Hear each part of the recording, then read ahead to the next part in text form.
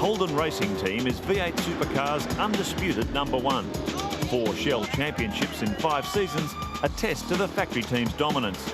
A level of superiority our reigning champion is determined to maintain. We've tried pretty hard in the off-season with some European trips and bits and pieces to have a look at what we can do to make the cars a bit better. And a lot of that's evolution, Mark. It's not revolution. There's not going to be one chunk of 1 second to find. There's going to be a couple of little bits of 1/10.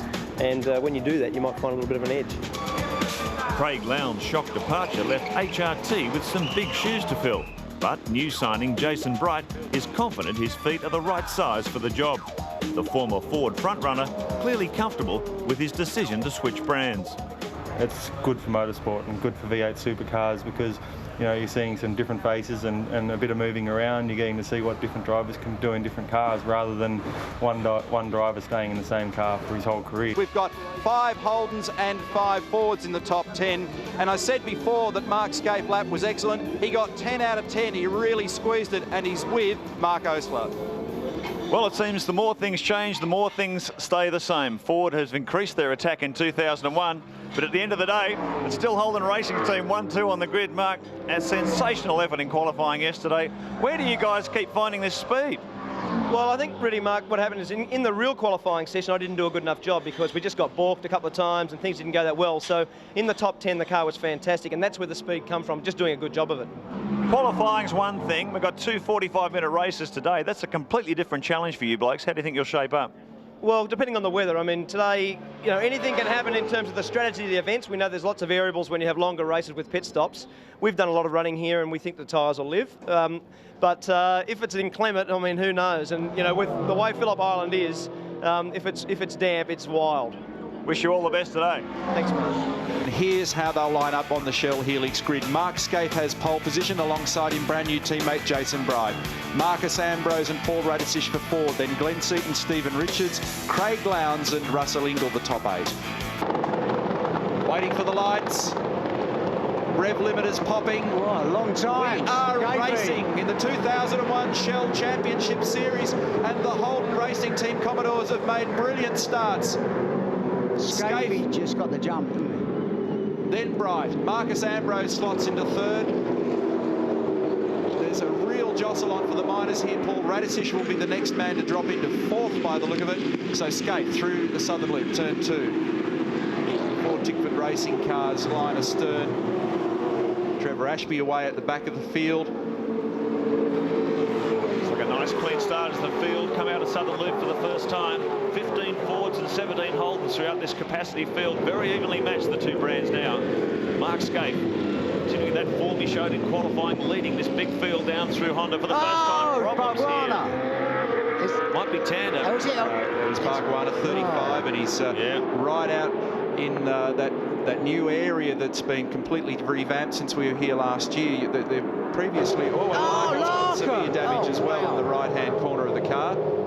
Boy, that's not a good way to start the season with a new sponsor. Look at the damage on the side of the ICS Ford. And lucky to get out of it as well. Well, thought it was a relatively clean start. Man who's made the cleanest start is Mark Skaife. He's already opened a gap of 2 or 3 car lengths over his teammate. Marcus Ambrose in there in 3rd. Radisich in 4th. Just watch this big field muscle their way around MG. Remember, this is 28 laps, and it has a compulsory pit stop. There's the margins. It's 2 seconds. What a terrific start on cold tyres from Mark Skaife. 1:35.67 for Skaife.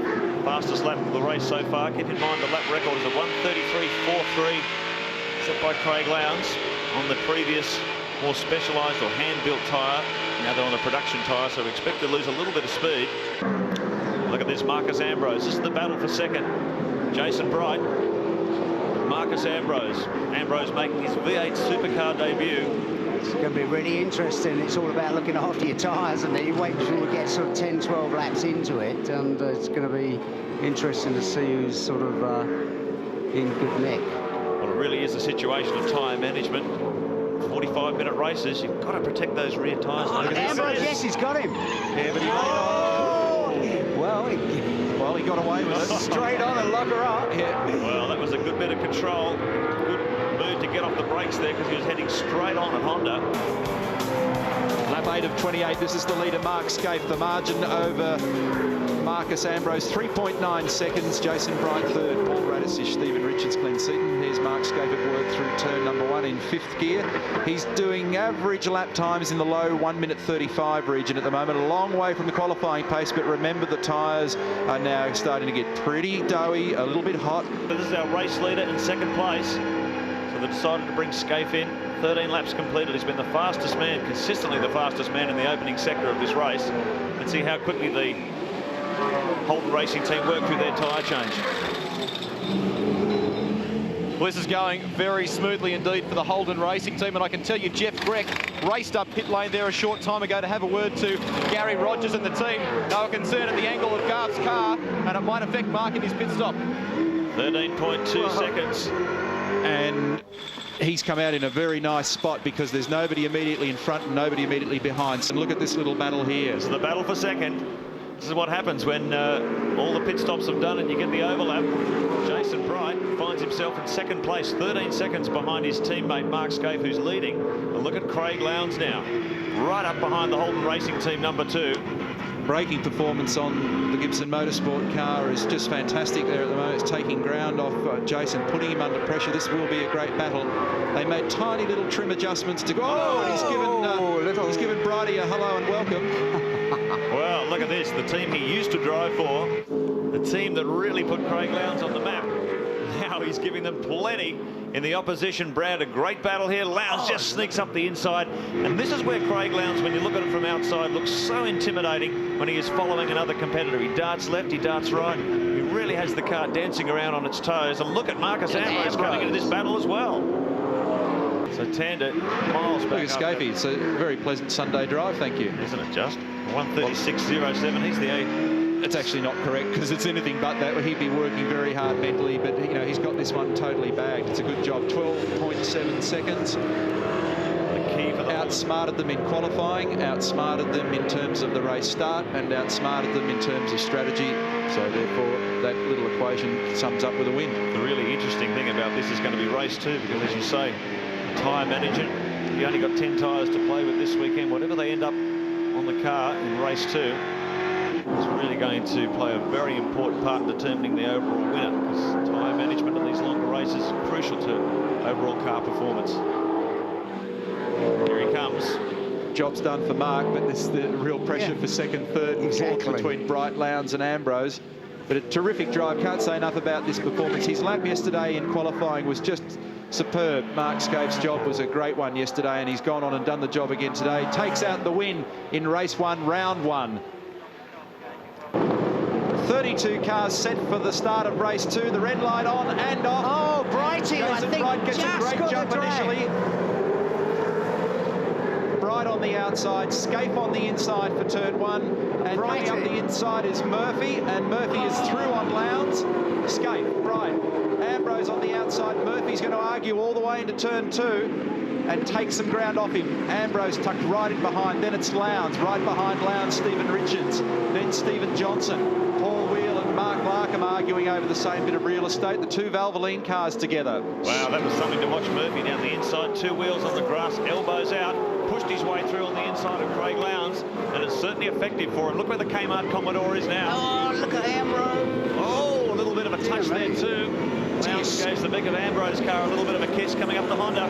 Scaife made an enormous amount of ground in turn 1 and turn 2. You look at that space there is what he made in the first 2 turns. Oh, look at the Larkham's gone round at turn 5 Siberia, so there was some form of contact or disruption there. And cars scattering all over the place. They include Anthony Tratt, Matthew White, Brad Jones, Tony Longhurst, David Bernard. Well, Mark Larkham's been in the wars in race 1 and looks like he's got some damage here. Can he get out of that bog? Oh, no. Paul Radisich has been dispatched. Something has happened here. This is on the run up to Lukey Heights. Well, all hell breaking loose here as the field tries to gather themselves up. Of course, all these off-track altercations are going to drag a bit of dirt and garbage onto the track. But Radicic going right to the back of the field. This has not been a good day for the Rat. Ambrose had everything locked up going into turn 4 into the hairpin the first time, and it'll be an interesting question as to whether or not his rubber survived that. So it is Skaife, Bright, Greg Murphy, a big mover. Remember, he qualified outside the top 10, and look at these two arguing over the battle into turn 1. Murphy and Ambrose, 3rd and 4th, then Lowndes, Stephen Richards, Todd Kelly, Stephen Johnson, and this great rearward shot from Greg Murphy's car as the Pertec Falcon climbs all over him. Talk about making good progress. This man has this weekend shot to bits. He took pole position. He ran away with race 1. Massive lead, which he had the luxury of backing off toward the end. And now look at this. Domination on a grand scale. It was 2.7 seconds the lead over Jason Bright. Previous lap. Look at Skaife. Just has a look up in the mirror. He's got all the time in the world. A man well in control of this situation. We'll check the time next time Bright comes across the line. It was 2.7. Now it's out to 3.8. He's pumped out another second on his teammate. Skaife well in control. Oh, look at hang this. on. Skaife has got a problem here. A cracked windscreen. It was funny, when we were on that onboard shot, when he was going down the straight, he made a roll bar adjustment, and there was a funny kind of bump, and he moved his head, and I thought that was strange because at the end of the straight there are no great bumps, and it's just a downshift from 6th to 5th. So I reckon he's collected a bird, which is something that happens a lot here at Phillip Island. We particularly have a problem with it when we test here. I tell you what, you wouldn't want that lot coming in on you at the end of the straight, would you? Skaife's had a big collision with the front windscreen there. Look at that, he's got a spider web he's got to look through now. But I don't think the sun's in your face around here. Is it going to be a problem for him, light? Sunrise? It is when you come over the top of Lukey Heights, but at the moment he leads the race by 3.8 seconds from teammate Jason Bright. He continues to pull time. Murphy is next, then Ambrose, Lowndes, Richards, Kelly and Johnson. Can you answer the question, what's happened to Skaife's windscreen? Well, unfortunately, we've, of all things, hit a seagull. Look, it's not a worry. He's reported it in. We've gone over and had a look at it. So it's at the top half of the windscreen, and we do one windscreen brace in it as well. So it's not a problem at this stage. And for any unperturbed glare from the cracking, he's got a visor as well. So we don't think it's a problem. So he'll stay out and bring it home. Oh yeah, no, he's happy too. So unfortunately, you can't stop seagulls getting in the way. Remember, a lot of pickup on the right front at the moment. You can hear Mark being warned that there'll be a lot of pickup on the front right tyre because he's gone offline. Pickup is all the rubber fragments and dirt there. It is up on the tread. Yep. This is a good stop. I can tell you there's quite a bit of damage to that front windscreen. You can see several lines from where he's clobbered that poor unfortunate seagull, but a slick stop by the Holden racing team. So let's just have a look at this order because it's been a bit jumbled up. We've got Skaife in control at the moment, 4.2 seconds from Lowndes, then Murphy, Bright, Stephen Richards, Marcus Ambrose, Todd Kelly, Russell Ingall. Oh, look at this. Oh, this getting is a little bit willing here as Jason Bright has a look up the inside, but oh, Murphy may have bowled a wide. Yep. Just got a little bit offline trying to defend, but in some respects that helps you protect yourself for the next left-hander at Siberia. So what looked like it could have been a position change there sort of worked out okay for Murphy in the end. Interesting situation this. You consider both these cars are effectively coming out of the same operation. First time we've seen the Kmart team running out the Tom Walkinshaw umbrella, if you like. Holden Racing Team and Kmart Racing both sharing in TWR's intellectual property and engineering expertise. So it's really almost like team cars in a way. Look at how evenly they are on performance. A lot of these teams will go away, Neil, from this weekend and say, boy, oh boy, we've got to get our pit stops worked out because we're going to win and lose races by that. And they've had a graphic indication this weekend of how important it is. When you see the difference on some of the times on pit stop is quite incredible. 7 and 8 seconds slow. And it's the human factor that makes that so much difference. So 1 corner to go now for Mark Skaife in this second race of the opening round of the championship. The windscreen survived. No one's even laid a glove on him this weekend. He leaves plenty of room on the exit. Lights ablaze, and it's Skaife who takes the checkered flag and the win. A perfect score for Holden Racing Team in the opening round. The dominant performance once again from the Holden Racing Team. Second part of that equation, making his debut for the Factory Holden squad. Put your hands together for Jason Bright. Well done, Jace. 3rd place overall. That's not a bad way to open your account. Yeah, it's a good way to start the year. Full credit to the guys. They've obviously got a really good car around this place, and credit to Mark too. He had his eye in all weekend, and I'm really happy. You know, great for the Ford fans to have a win straight up, and hopefully we can keep it that way. Congratulations, Jason Bright, 3rd place overall for Holden Racing Team. Watch out for Brighty as the season progresses. Well, I talk about big changes. Probably the biggest change over the summer was Craig Lowndes switching from Holden to Ford. What an outstanding debut. Second outright. Craig Lowndes. Don't you love listening to that crowd reception? Still a few boos out there, but I think you're starting to win them over. Well, definitely. This weekend was obviously very important for us and the guys, and to Fred and all the guys, fantastic job in the pit stops. Really, that's what leapfrogged us up there, and really, the car wasn't probably perfect, but at the end of the day, we got the job done. Well done, and tell me, we're going to the Clipsal 500 on the streets of Adelaide now. Should be stronger there too. Lots of pit stops there. Well, definitely now the guys have got a bit of time now to take it home and have a good look at it and have a work on it. And obviously, Adelaide comes alive, and we'll be over there trying to come alive as well. Put your hands together, folks. Craig Lowndes, outstanding performance on debut for the Ford Motor Company. Talk about outstanding performances. This man has blown everyone away this weekend. Pole position, 2 race wins. You can't do better than that. Mark Scaife.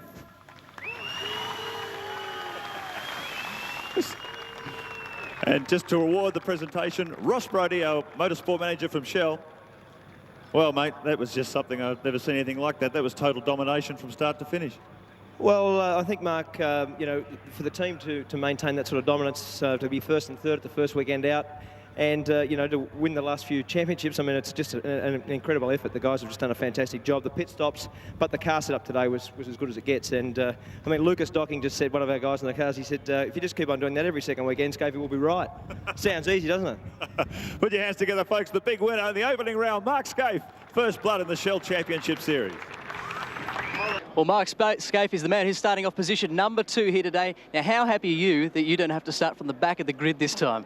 Well, it was pretty tough last year, wasn't it? But, it's that sort of race. There's so many variables that you just don't know what's going to happen. All the pit strategy, safety cars, all the things that do go on in any normal motor race, but Adelaide's not a normal motor race. 78 laps around the streets here is pretty tough work.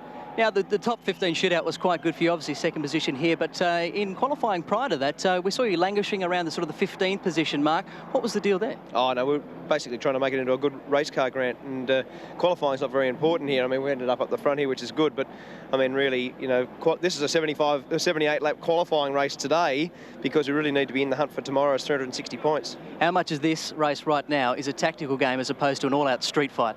Well, this is a pretty tactical one today. I'd reckon the street fight begins tomorrow because although you'd want to win today and be up the front here somewhere, the race tomorrow, because it's worth double points, is certainly more significant. Mark Scaife, Grid 2, best of luck. Thanks, Grant. And here's how they'll line up. Greg Murphy has pole position, a 125.9. And look at these tiny, tiny margins. Scaife, Kelly, Radicic, Seaton, Ambrose. It's only 0.17 of a second. Ready for the start of the Clipsal 500 for 2000. Oh, look at this.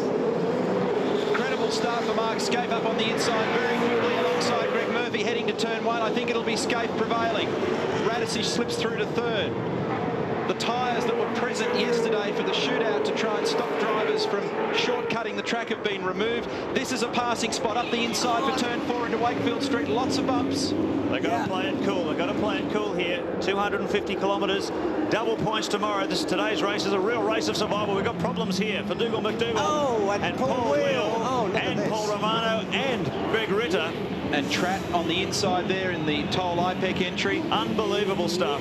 They worked all night on Paul Wheel's car after a really bad crash yesterday, and that's not the thing he deserves, that's for sure. Tough area up there in the braking area for turn 4 at the top of Wakefield Street. It's bumpy. They've got cold tyres. They've all got 120 litres of fuel on or close to it. Most of them will run fuel heavy in this opening stint for the race. And it's on for young and old up front. Scaife covering as they come down towards the hairpin turn 10. And we've got one of the Kiwi entries out of business, 21. Jason Richards. And that's pretty severe damage. He's made contact with the wall and he'll be coming back into the pit lane, no doubt, at the end of this lap. But at least he's mobile and can bring the thing home. There's a lot of damage to the front of Richards' car. We've seen that team in dramas throughout practice and qualifying. The Team Kiwi not off to a good start, but look at this great start by Mark Scaife, the reigning champion, and the Holden Racing Team Commodore on board with Greg Murphy in the Kmart Commodore. And boy, these TWR Australia cars, all 4 of them, both the Holden Racing Team Commodores and the Kmart machines, have been so strong around here throughout practice and qualifying.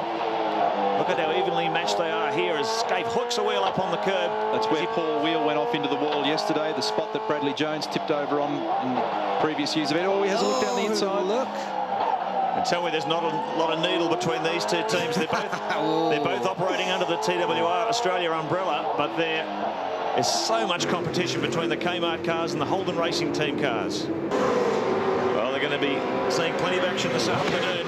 Barometric pressure continuing to drop. It's forecast of rain here. Oh, look at Scaife. And because Mark senses that he's weaker than Paul in that area, he's now driving the car. How good was that? Scaife keeping that car off the concrete walls. Look at that. I tell you, I think the old stewards are going to be pretty interested in that. What an amazing bit of car control, keeping that thing off the concrete walls. Great work by Mark Scaife, but look at how far he's dropped back to 16th or 17th. And Lowndes in the lead from Radisich, Ingle, Johnson, Seaton, Scaife. About 7 seconds off the pace, or he was. Of course, now he's much closer. So the man who leads the championship is looming up again. Oh, the bounce on Radisich's car. Geez, he's given that thing a workout today. If it makes it to the end, it'll be a feat in itself.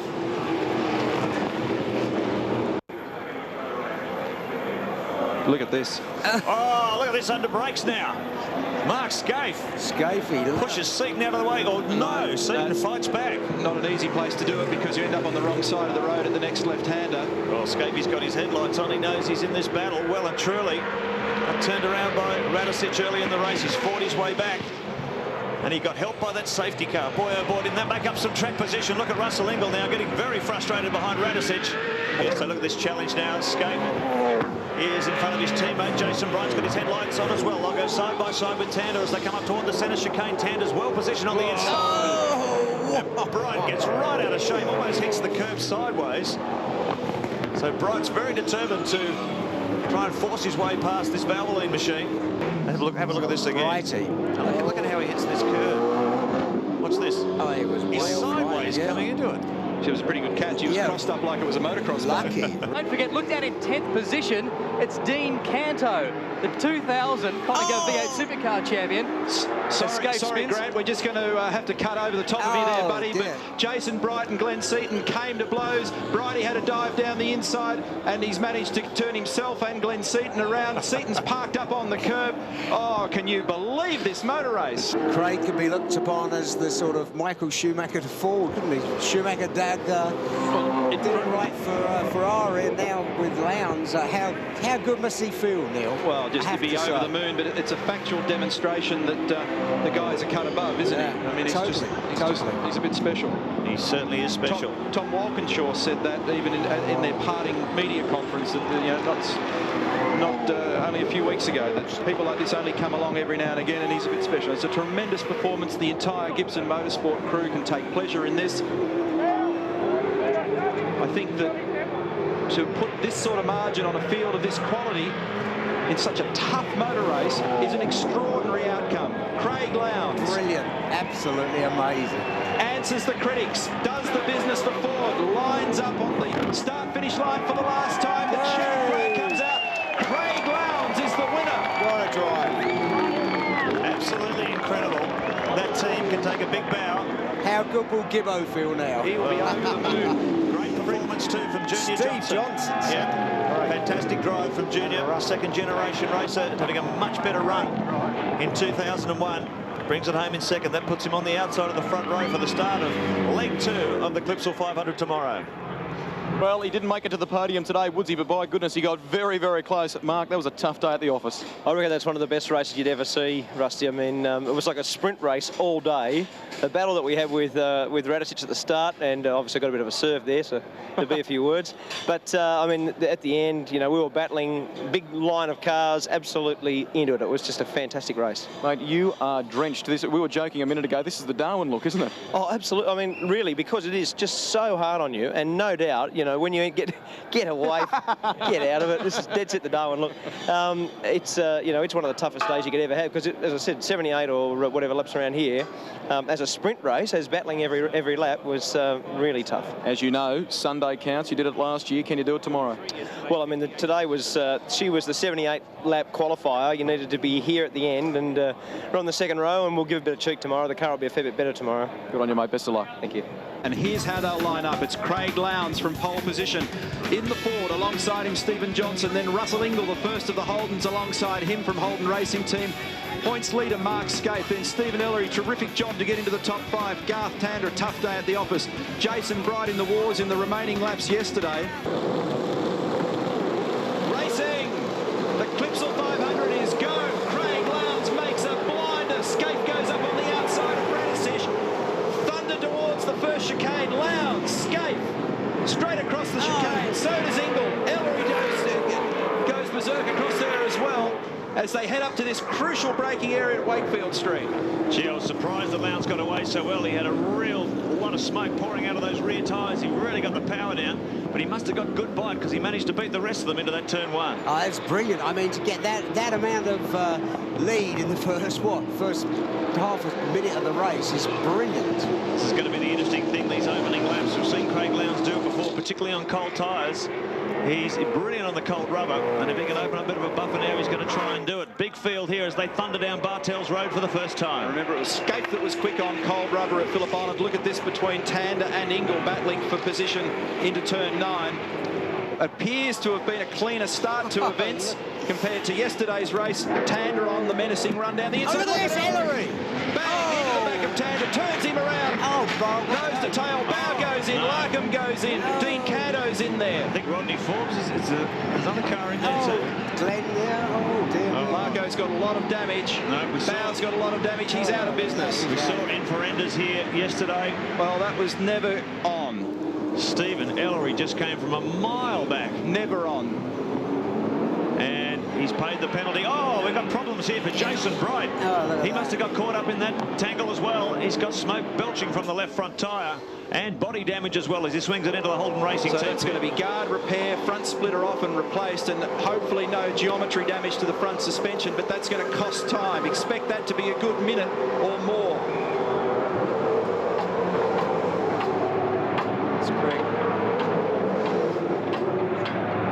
Racing Team working feverishly away. They've got the slide hammer there. That's a large weight on a pole. They slide that back and it helps drag the sheet metal away from the damaged tyre. They're opting to leave the fiberglass in play. Well, no, they're not. They're ripping some of it out of the way. Look at this. I mean, Boof. I don't know whether there was a coming together between him and between Ellery and Bargs, maybe. Bright continues his march forward. He's in 16th. 15th now as a result of that shunt in the final turn. Ambrose up to 13. Well, that's a great effort from Jason Bright. He dropped down as low as 36th after that altercation on the first lap. The Holden Racing Team working very quickly to repair that panel work damage, put a new tyre on and get him back into action. Here we go. With him cleaning out the radiator vents. Mark Scape in for his fuel stop.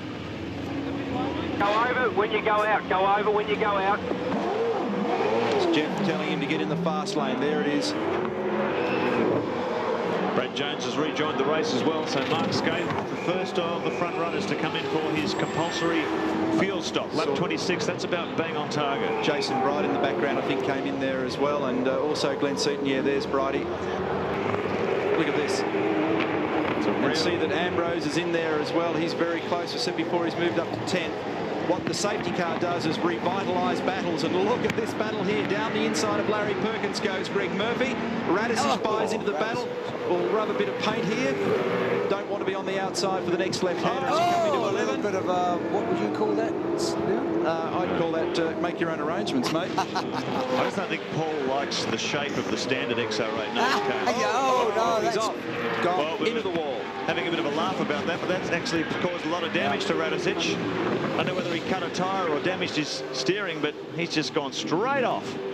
Well, Radisic has brought out another safety car. Safety car's on the track. And Bright's taken that stop. Oh, he's got it going. So I think Brighty's done both his stops now, so that puts him in pretty good shape. Sure is. And now we're back with Craig Lowndes coming into the pits for the second time in as many laps. So once this is completed, he will have done both fuel and tyres in 2 laps. Strategically, not such a great move at this stage because, as I mentioned earlier, Jason Bright out there got away his 2 stops, even though he had some mechanical problems. And he's in pretty good track position, 4th at the moment behind Greg Murphy, Stephen Richards and Tyler Mecklin, would you believe, who's up there in car 50. But of course, yet to make a stop. Lowndes, a hairy moment as he rejoins the race. Scape, I think, getting away his second stop by the look of it. It is. So both the HRT cars now had their second stops. They can run all the way to the finish line. And that is your track position at the moment at the bottom of your screen. And they go. Whoa! Whack! They were jumping the curves. And Canto was it? Dean Canto, goodness me. Wow, that was a hard impact. What a shunt. How many shunts at that corner is it going to take for someone to actually change the racetrack there? How many times? Safety car is on the track as a result. They need to listen to you, Neil. Well, basically. I mean, how common many times sense. have you said it? Common sense, Barry. Well, Holden Racing team have been strong here over the years. They're looking pretty strong at the moment. Jason Bright is running in 4th in the order on the road. His teammate Mark Scaife right behind him in 5th, but they are effectively our race leaders at the moment. They're the first of the cars to have made 2 compulsory pit stops. The race leaders officially are Jason Bright and Mark Scaife of the Holden Racing team. In terms of track position, they're 3rd and 4th, but they are the only cars in that top 5 or 6 to have made both pit stops. Beyond that, Ambrose in 9th. Oh, dear me. That looks like that's going to cause a problem in the not-too-distant future. Oh, Scaife's in trouble. He's turned it around. Spun around, but it looks of it. Now, where's that? Is that coming out of... Is that down on Bartels Road? I think that's the chicane on the back straight. Let's have a look. He's hooked reverse. He's found rhythm. That's novel. He's going to do a flick spin somewhere here, is he? Oh, I know where he is. He's in the braking area down the bottom of Brabham Straight. So instead of trying to do an awkward turn, I know, so it's the top. Yeah, it's coming out of that. Coming out of that. That's very odd. Chicane in the middle. So he's had a moment coming through there. Get back in your rhythm, mate. Get back in your rhythm. So let's see what happens here. Launches off the inside ripple strip, and then the outside one makes sure that he finishes the exercise. This guy could give some lessons. No, I'm not going to let up on him, Barry. No way. No. The corner is wrong, wrong, wrong. When you get down to this critical stage in the race when tyres are looking pretty second-hand, Craig Lowndes may be in a good position. He's got a nice fresh tyre on that left rear, and he goes inside Mark Scaife. Oh, no contact there. Scaife wants to argue. They're going to go side by side through Ford XR in the corner. The crowd's going berserk here.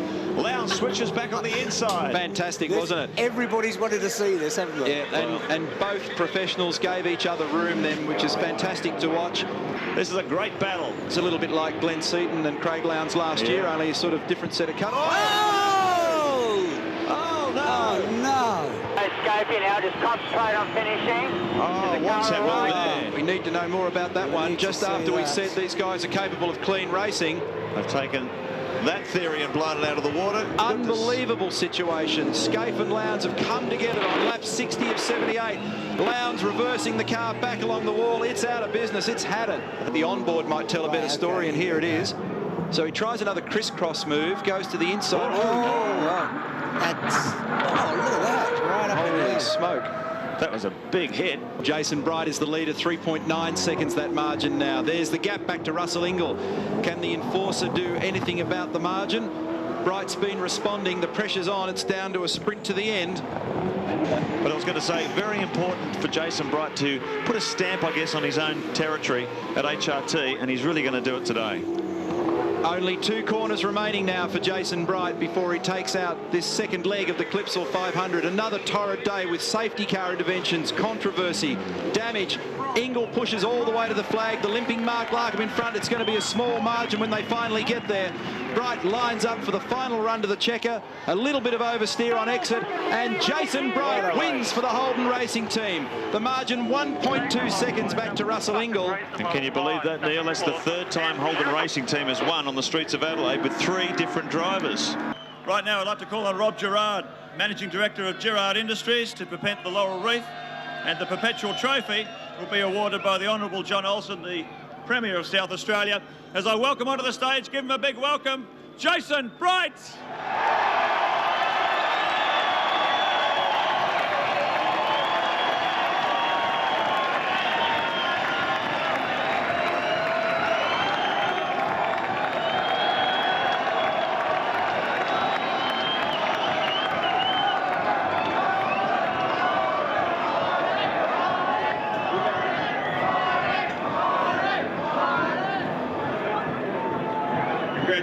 from the Premier. We'll get Jason over in just a moment for a word or two. How about that, folks?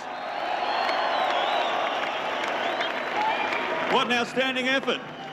Holden Racing Team has won this race 3 times in a row, 3 years in a row, all with 3 different drivers. Jason Bright, you're the 3rd one to join that illustrious group. Boy, Holden Racing Team, don't they know how to operate around here? Mate, that car was just awesome today. The Holden was just turning laps like you wouldn't believe. And these Holden Racing Team guys, mate, they don't want to do it from the front. They want to do it from the rear. Now tell me, that was a very tough event. You had to fight your way through, Was there any time in that race where you thought, gee, I'm going to grab this one? Was there a real turning point in the race? It was that second pit stop, mate. Yeah. They called me in at the kink there before the pits, and I made every effort to get in there over the curve and everything, and we got in there, and when I went out, they said, mate, you're the only guy that's made 2 stops, and I thought, yeah, we're in with a shot with this one, baby. Now tell me, the last time you drove in this race was 2 years ago. You were almost passing out in the podium here, but you look a lot more comfortable this time around. Mate, it's much easier when you're winning, I tell you. How about that, folks? Give him a big cheer. The winner of the Clipsal 500 for 2001, Jason Bright. Let the champagne fly. Tremendous celebration there, Jason Bright. Now, here's the championship points, and this tells you why the performance of England Johnson was so critical. Bright leapfrogs his teammate Mark Scaife. This is where Neil pointed out earlier, you have to perform on the big days, and it's proven in the points there. Ingle and Johnson now 3rd and 4th, but how close are they? 8 points between 2nd and 3rd, and only 12 points to 4th place Stephen Johnson. Todd Kelly not that far behind, a great weekend for him. Marcus Ambrose, though, on pole position. Outstanding performance from the Ford driver with Craig Lowndes alongside Stephen Richards and Glenn Seaton. So it's a Ford quartet in the first 2 rows. Long time since we've seen that. Greg Murphy, the fastest of the Holdens.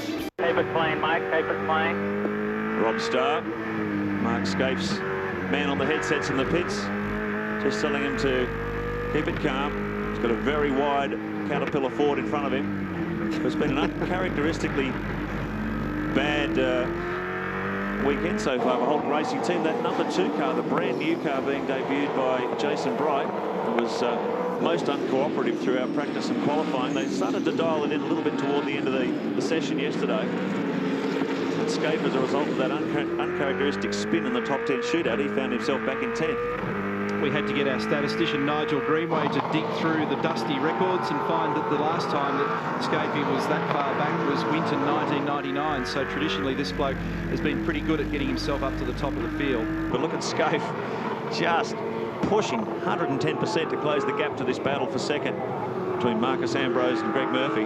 Mind you, if I was Mark, I'd sort of be thinking, well, what have we got? A couple of laps to go.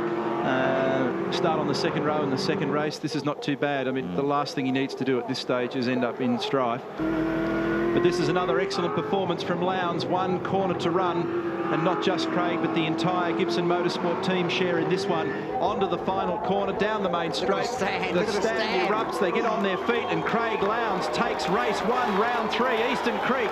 A popular victory. Yeah, well done, Gibson Motorsport. They're showing everyone how to do it.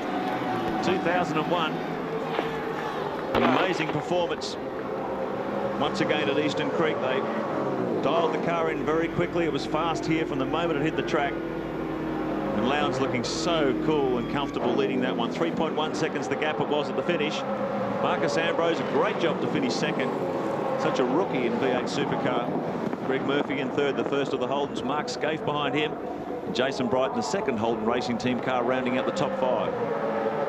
And here is how they will line up. And note, there have been some changes. Greg Murphy will start from pole from Mark Scaife, Jason Bright, John Bow, Paul Radisich, Brad Jones, Paul Morris and Paul Wheel. For only the 2nd time in the history of the V8 Supercar Championship, a heat victor has been stripped of his race win. Here's how it happened. We jump aboard with Craig Lowndes. This is in race 1. Now, for those of you that have access to widescreen digital television, you may be able to pick this up. There is a safety car board being shown here, and in the left of your screen, a yellow flag where Greg Murphy's car enters turn 2. Craig Lowndes didn't see it. He passed Murphy. For that move, he copped a 29-second or the equivalent of a stop-go penalty, dropping him to 12th for the start of this race. Similar news down in the Stone Brothers pit. It's for this incident too, for Marcus Ambrose, and that touch right there up the back of Greg Murphy. Officials have deemed that illegal, and therefore he'll be bumped back to grid number 13 for race 2. Murphy gets the jump. Scaife slots across to the left. One of the shell cars up the inside very quickly. Slightly messy grid as they go through turn 1. Lots of dust and grass being kicked up. Murphy's got a huge margin going down to turn 2. Hopefully it's a nice clean getaway as they sweep down through that very fast turn 1. Hard under brakes for the second turn. Oh, look at this. And there's one in trouble already. Oh, it's one of the Paul Wheel. K&J thermal car gets out on the dirt, manages to gather it up. Looks relatively clean now as they swing through turn 3. Murphy drops the wheel off the edge of the track. Big puff of dirt there. And looking back in the pack, there's Marcus Ambrose. He got the jump, in fact, on Craig Lowndes. Brad Jones has got a very good start as well. I think he'd be up around 5th or 6th thereabouts in the Aussie Mail entry. It's taken him the whole break to wipe the smile off his face. It's the first bit of luck he's had this year. So Murphy punches up Corporate Hill. There's Scaife in second. His teammate Jason Bright doing what he did. Adelaide working his way up. He's had a difficult start to the weekend, and the car's got better and better as the race day has progressed. Oh, a bit of a contact there between Canto and Wheel. 3 into 2 does not go. Hard under brakes down through turn 9. The sharp 180-degree hairpin. All the cars starting to get in a single file formation as they swing back toward the main straight for the first time. The word from the pit lane is that Greg Murphy has been given a stop-go penalty for creeping at the start. Wow. Yeah, me. These officials have certainly reacted big time. They are coming down tough on anyone. Stop-go penalty. Mark Scaife will become our new race leader. What a recovery after yesterday's qualifying. Here is the start. You see it creeping relative to Scaife, but of course we're not seeing the lights. But officials have adjudged that to be a jump start. Mark Scaife's the guy in control at the moment when you consider how things went for him in qualifying yesterday in the shootout, where he made a mistake, got both pedals, the gas pedal and the brake pedal, and shot off at turn 2 and qualified 10th. You thought, well, it might be all over, but not the case. Here comes Mark Scaife for his compulsory tyre change, so the race leader's off early. Slows down to the compulsory 60k speed limit. So teammate Jason Bright inherits the lead. It's really fractured the race, these penalties that were applied between races 1 and 2. It certainly changed the feeling of what we thought we were going to get in these races. Looks like a pretty good stop for the boys from HRT. As we watch race leader Jason Bright, there's not going to be any room to actually get them all in nose to tail. So Bright is our race leader. His teammate Mark Scaife has already pitted. The winner of the Adelaide 500 3 weeks ago on the streets of Adelaide, knocking this brand new Holden Racing Team Commodore into shape this weekend. So there he is. There's second place Paul Radicic. Still hasn't made his compulsory stop like the race leader. So Mark Scaife continues where he left off in 2000, dominating at Eastern Creek, 4.6 seconds in front of his teammate Paul Radicic in third. Look at that line of Fords. John Bowe, Craig Lowndes, Marcus Ambrose, McLean doing well. There's our race leader, Mark Scaife. He's done it pretty much right today. Fought his way through to 4th. Got a great start as a result of those official rulings in between race 1 and 2. Found himself on the outside of the front row, and he just blasted off into the distance after Murphy had to serve his stop-go penalty for jumping the start. So it's been another thoroughly professional performance from Mark Scaife, the reigning Shell Series champion. Here's the man in the right spot at the right time, and it's Mark Scaife who takes the second race at Eastern Creek. The team congratulate him. Great effort. Well, the Holden Racing Team have really dominated at Eastern Creek this weekend. The Fords may have reigned supreme in practice, but when the crunch really came, it was the TWR Australia team that really dominated. Put your hands together, folks. A wonderful effort. The man who had some problems of his own this weekend, but he managed to fight back to get his way on the podium. Put your hands together for Greg Murphy. Boy, what a weekend. You saw Lowndesy overtake under yellows, then you got caught by the officials. They're coming down hard this weekend, aren't they? Well, that's what they said they'd do, and they're doing their job. And as long as they stay consistent and the fines are and the offences are dealt with the way they should, then so be it. But they got me as well, so I suppose it's even. So the jump start, you admitting fault there? Yeah, it started to roll, and I thought, oh no, here we go. And I hope no one would see it, but obviously they did. But anyway, just thanks to the guys. They've done an awesome job this weekend. The car was fantastic in qualifying. And, you know, we were very happy, and all today the car went really well. The guys did great stops, especially the second race when we jumped a heap of people. And towards the end, the car was great, and I'm just wrapped to be on the podium, and thanks to all you guys for hanging around for this. Cheers. How about that, folks? Greg Murphy, Kmart Racing. It looks like they're going to be a very strong force throughout 2001. In second place today, gee, we saw him do a terrific drive from the back of the field to the front just 3 weeks ago on the streets of Adelaide. Pretty much he's done it again this weekend. Put your hands together for Jason Bright.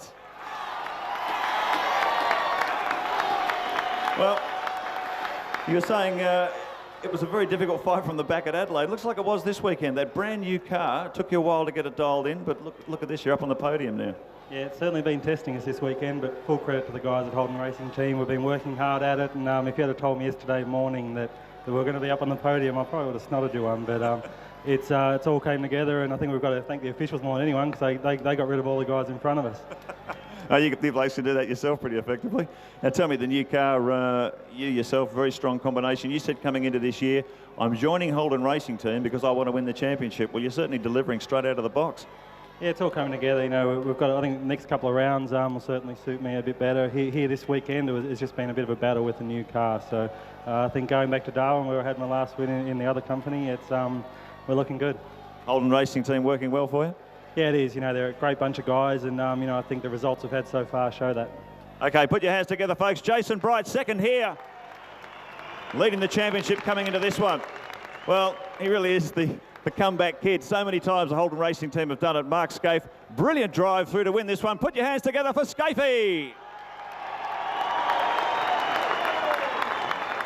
If I would have said you would have won this race yesterday, Brighty was talking about snotting me, I reckon you would have given me a hit as well.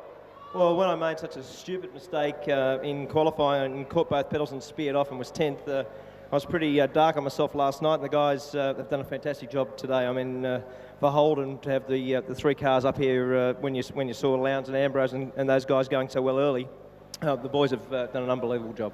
It's really good. You said that when Craig left the team, you really wanted a highly competitive teammate. Looks like you got one in Jason Bright. You guys are really at the top of the tree. Oh, no doubt. I mean, that's what it's about. If you've got that, then you're trying to beat each other, and then you're trying to beat the rest. And there's plenty of competition up and down this pit lane now. It's probably the strongest touring car racing's been in history. Congratulations, Mark Scaife. And now call on Ross Brodie, Motorsport Manager for Shell, to make the presentation to our winner. Put your hands together, folks. Mark Scaife, the big winner at Eastern Creek Raceway, all to unfold at Hidden Valley in a few weeks' time. Now, there was a format change for round 4 of the championship because we had a sprint race yesterday. 20 minutes, no compulsory pit stop. 17 laps was the distance, 49 Ks, a full field of 32. And Barry Sheen, it was an interesting race. Mark Scaife started from pole, but he crept off the line ever so gently. And they penalised him very quickly, didn't they? They did. There's, just watch the first corner here. Down to the first corner. Look at the 4th, 5th, 6th battle. Seaton Ambrose Bow. That ended in catastrophe with Tander getting caught up in it as well. Now, Scaife was given a stop-go penalty for creeping at the start. And it was a stop-go. In the driver's briefing, there was discussion about this because at Eastern Creek, you may recall that Greg Murphy didn't quite come to a stop, although race director Tim Schenken and the stewards felt that he did serve a penalty, and that was the intention behind that decision. So everybody's being careful to make sure they actually pull up to a stop. Meanwhile, Russell Ingall at the top of the pack, and the car was set up well. He was happy. He had a nice, comfortable little buffer over Marcus Ambrose. He's had great success here before at Darwin. It's funny when you go to a circuit you like and a place you like, it always seems success breeds success, doesn't it? And it's nice to see someone different win, even though it did cost me a few bob. It did. So that was the margin at the end of it. Russell Ingall from Marcus Ambrose. Racing at Hidden Valley. Just about. Good jump. And makes a rocket start. Got a good 30 or 40 metres on them as they head down to 1. Murphy slots in behind. Bright's up there as well. Oh, Ambrose and his teammate here. This could be exciting. Very tight through turn 1. Often you get the squeeze situation like we saw in the highlights package of race 1 where 3 into 1 don't go. But are we through there cleanly? Great start from Russell Ingall. Great start from the whole field. In fact, looks like they've calmed down from that process yesterday. We had a real tangle at turn 1. Now it looks like it's relatively clean. No problems back in the pack for Stephen Johnson. Is he going to get that gathered up just in time? But he's clipped the back of another car. Tony, no, it's Dougal McDougall. He's got the headlights on, and Mark's always paid a lot of careful attention to getting good drive from his car set up. and that's something that would put him in good stead at this track. He looks for a spot down the inside of Morris, but he's braking very late too. He's going good this weekend, Morris, isn't he? Really, yeah, he's been amongst it all through the sessions.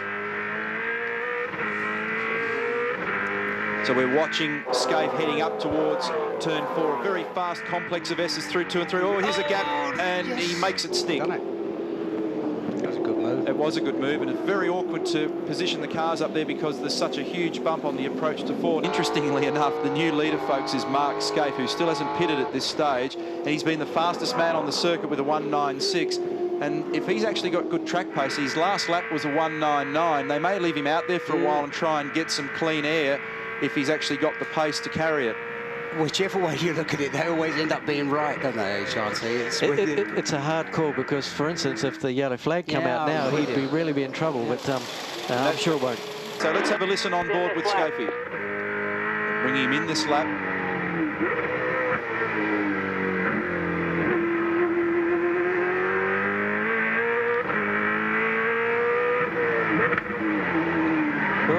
Lost the rear brakes here. He nearly went off at the hairpin. 51 degrees is the word from the telemetry, the cockpit temperature in the mobile Holden Racing Team Commodore. Yeah, Mark's trying like anything to keep his lap times up, and when they say to come in, you know, it's easy to relax and say, okay, this is the lap I'm coming in, but that's the lap that you can lose, and the in and out time is so important. He was lucky not to throw it off the road up there in the valley that time because the back of the car got out of shape. We saw him catching it. Let's just watch and listen to this. There's Lowndes' car.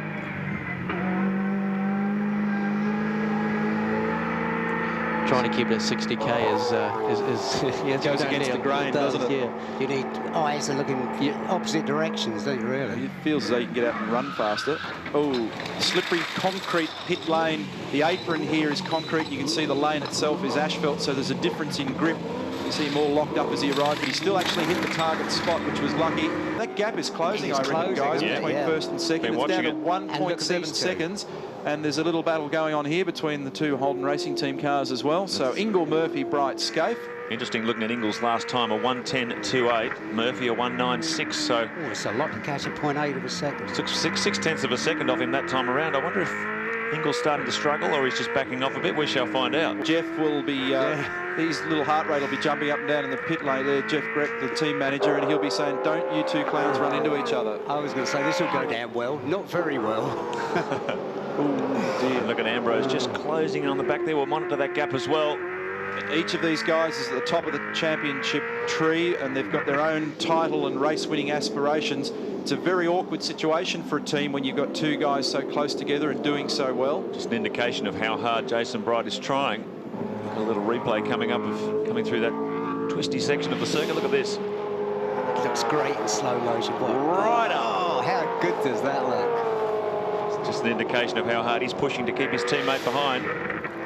This is where Scaife went off in qualifying yesterday on the approach to turn 10. He just... 8 laps to go, Mark. Just keep it clean. No big risks, mate. You know, don't do a move unless it's really safe.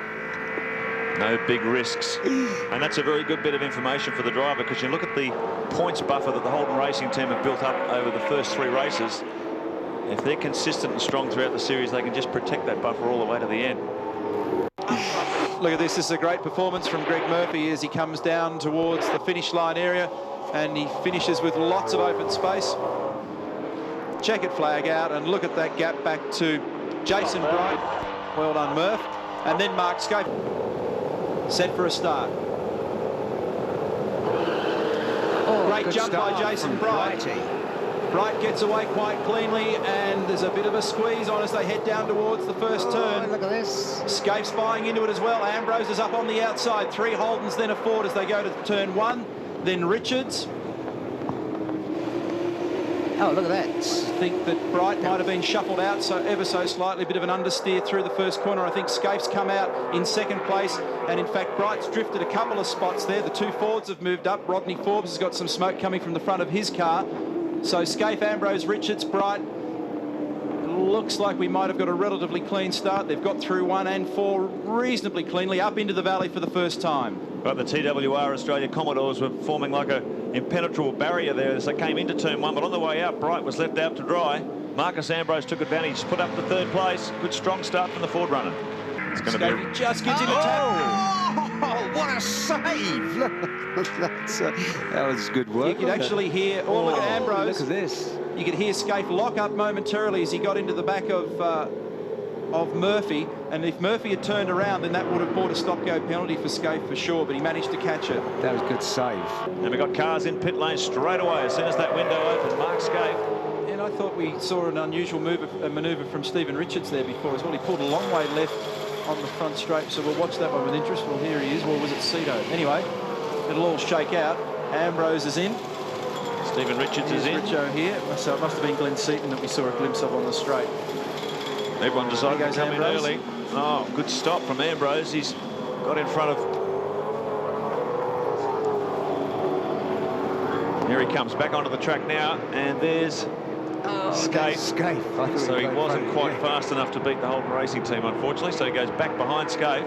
Scaife's in behind Longhurst. The guys still out in the track really got to push hard to try and get that gap as big as possible and come down pit lane right on 60 kilometres. You know, there is a bit of time difference, and as you can see, the HRT guys working at this one. It's fairly clean.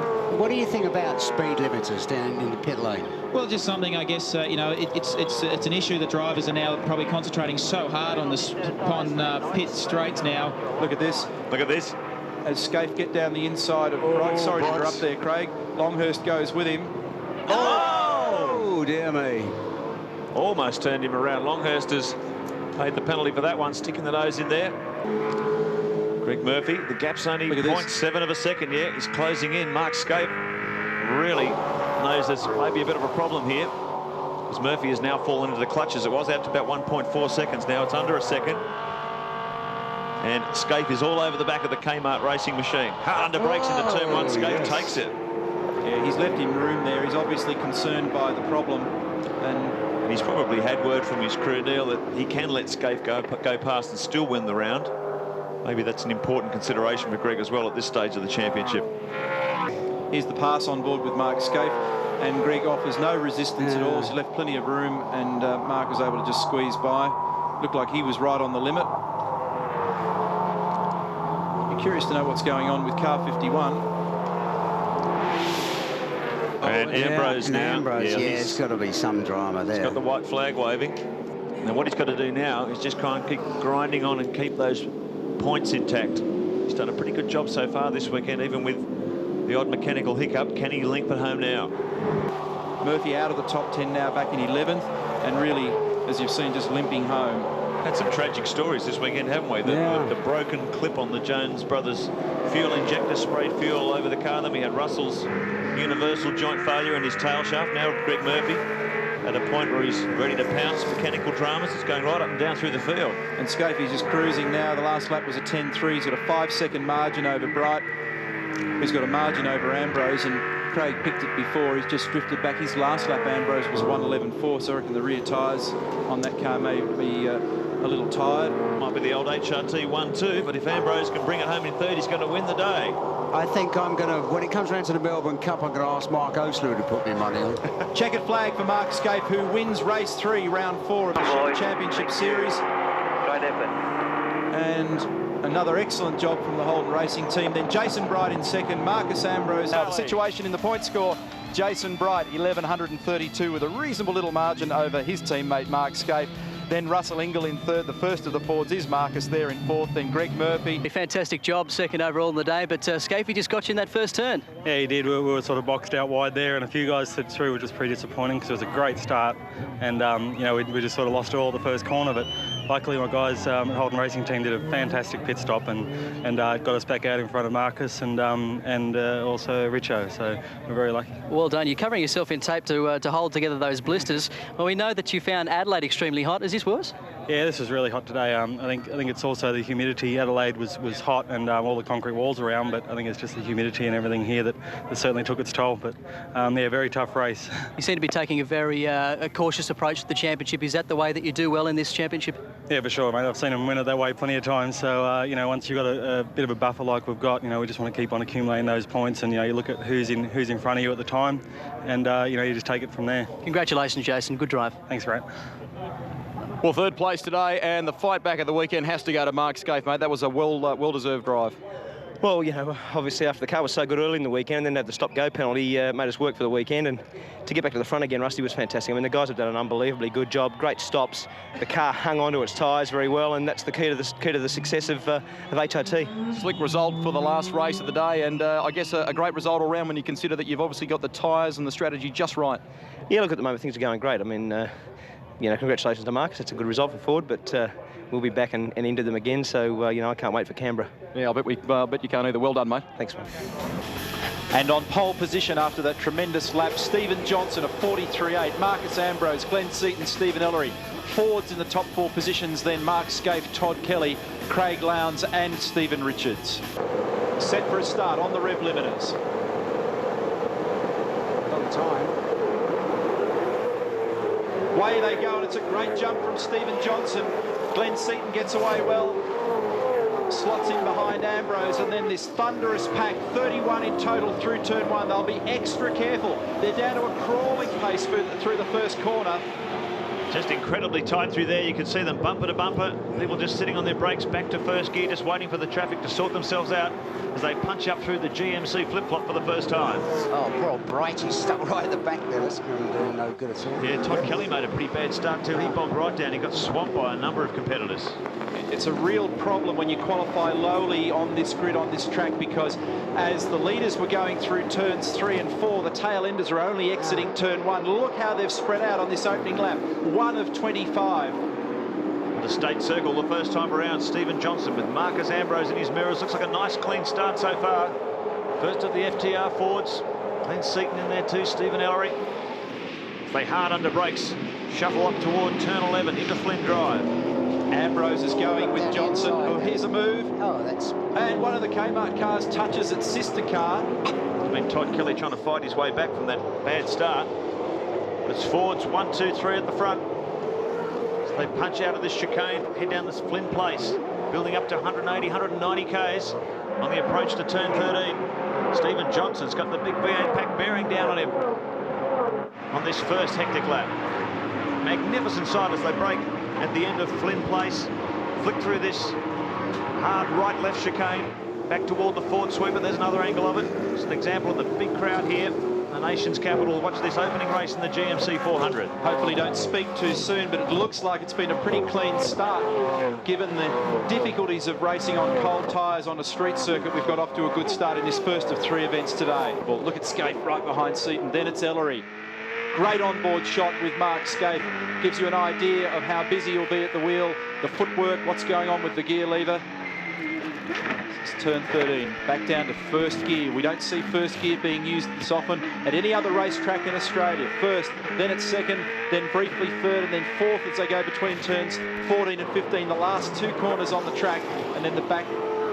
And in comes the leaders, and they're both going in. In fact, all 3. As soon as everyone's coming in. Looks like Russell Ingall has gone on, though.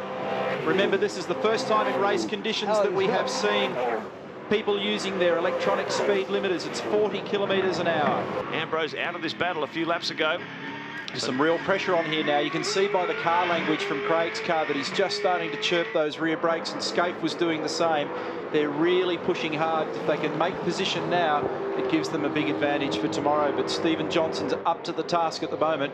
Just a couple of laps back, it looked like he might have been maybe a little vulnerable, but I think he's answered the call. The last time through, both Johnson and Lowndes recorded almost identical times. A 1:45.51 for Stephen, a 1:45.58 for Lowndes, 45.88 for Scaife. Scaife's actually buying back into this little argument again after spending a couple of laps just slightly adrift with 4 to go across the line. Headlights on. There's his former teammate Craig Lowndes in front of him. You'd be a brave man to do anything wacky at this point in the race too, because the last thing you need to do now is back her up into a wall. Well, there's 90 points on offer for the winner of this race. Keep in mind, the starting positions for the all-important 50-lap final tomorrow are based on an aggregate of your results from race 1 and 2. So you have to keep pushing hard. You have to keep getting good results. Mark Scaife holding the Holden flag very high, and he's right behind in third to pick up any mistakes that are made. But it's over. This is the last passing opportunity. Stephen Johnson's going to do this. They can bring this home. This will be his first victory in V8 Supercar. And a fabulous moment. What a place to do it. Toughest circuit in the country to pass. And Stephen Johnson's going to draw first blood. Great stuff. That's really good. Yeah, terrific drive from Stephen Johnson, who takes the checkered flag. It's a Shell Ford win. It's a Ford 1-2. Lowndes in behind in the Gibson Motorsport car. Scaife comes home in third. Garth Tander in fourth. Seaton hung on for fifth. And Paul Radisich, great drive for 15th to fight his way up to sixth. He'll be in a good position tomorrow. Shell Helix grid, and this is how they'll line up for race 2. It's reverse grid, remember, so Steve Reed will start from pole position alongside him. Last year's round winner Stephen Richards, Dougal McDougall third, Paul Romano, Rodney Forbes in fifth, Tyler Mecklem sixth, Stephen Ellery seventh, Jason Richards from New Zealand is eighth.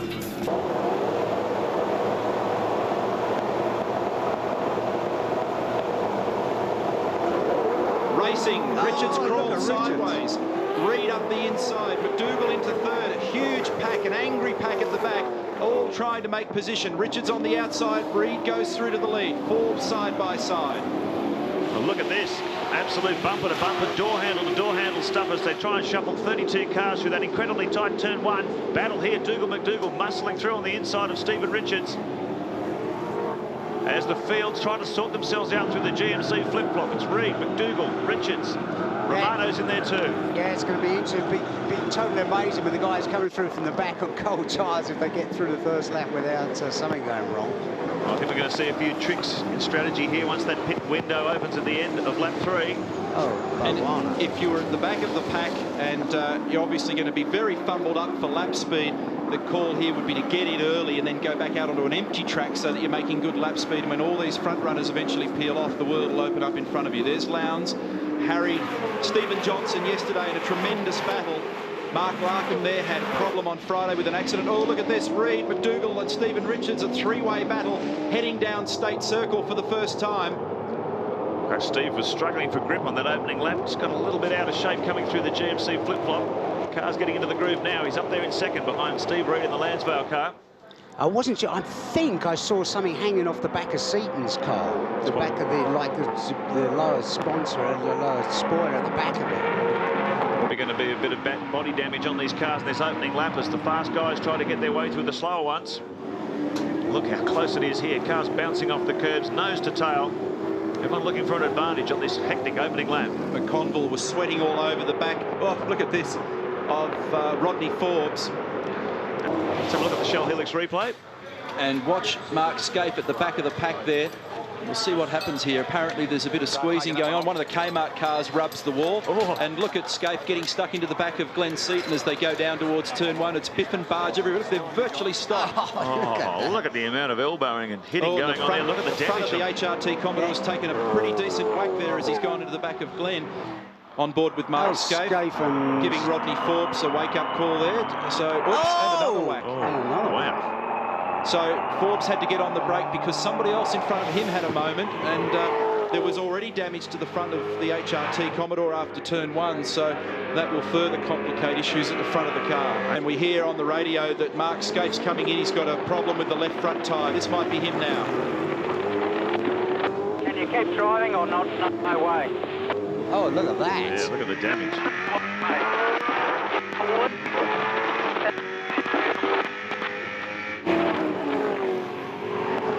Well, I was sending the information via rail there. The radio's not particularly strong around here with the number of overhead bridges and trees. He's coming to the pit lane. So costly damage to the front of Scaife's car. We saw it on the replay. He got into the back of Rodney Forbes' car, and Rodney propped for some other reason with somebody else in front of him. And this is really going to... reverse grid, but... Yeah, thanks, Mark. We'll come back and have a chat to you later on. Only trouble is, this is really going to hurt his starting position for the Phippy lap of this afternoon. Keep in mind, it's based on an aggregate of your results from race 1 and race 2. He gets a lousy finishing position here. It's really going to hurt his starting position for the final. He's going to be really lucky if he hasn't done the rad there. Yeah, look at the damage. Serious amount of damage. You may have heard Mark Scaife and how angry he is, fired up about this reverse grid situation. He says he doesn't mind them, but when you get into this concertina effect where running in the back of the other people is inevitable, well, then he just doesn't like that sort of situation. He is so fired up in the car, he keeps slamming his hand on the steering wheel. What they're going to do about the car, they have to make a decision very shortly whether he's to go back out, but it's not looking good for Mark Scaife right now. Here's Mark Scaife, magic tape strapped all over the bonnet. They just want to get this car through, so he's classified as a finisher. Try and get himself a reasonable starting position for the 50-lapper. It's going to be a 1-2 in race 2, and Stephen Richards is going to bring it home for the blue oval. Marcus Ambrose in second. Jason Bargwanna had a big run at the end, but couldn't quite get there. Paul Radisich, John Bow, Craig Lowndes well placed as well. As the field come across after an eventful full reverse grid race 2 at the GMC 400. And here's how they'll line up with Craig Lowndes on pole position. It's an all-forward front row. Paul Radisich alongside. He was the fast man in practice and early qualifying. Then Garth Tander and Jason Bargwanna, a return to form for the Valvoline team. Stephen Johnson, John Bow, Glenn Seaton and Russell Ingall. And they line them up, and it's Radisich who makes a great start. You see the flame belching from the cars.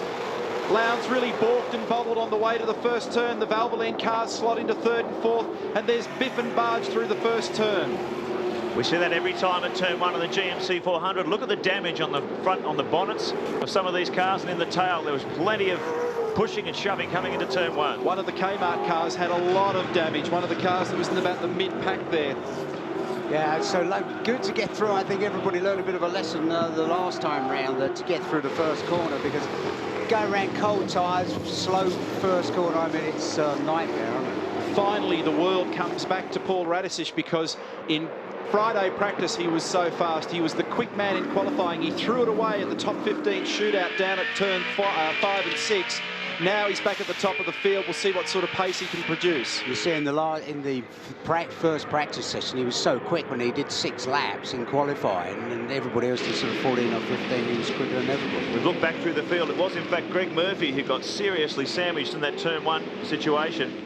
So hopefully the damage hasn't been too bad. The bonnet was really looking second-hand on that car. Remember, Murphy was out in race 2 because he got involved in some sort of drama on the way to the first corner and squeezed up against the wall. His fortunes have not improved in race 3. This will be interesting. Right, look at they're going for fuel now. This is interesting. Ambrose really changed tyres. Holden Racing Team. Scaife has gone for a fuel top-up. Someone at the very top of the lane there with a lot of damage around the front of the car. It looked like an all-red car, possibly Tony Longhurst. Paul Radisich. See the leaves cleared from the front. Craig Lowndes still out on the track. Garth Tander, Steve Johnson.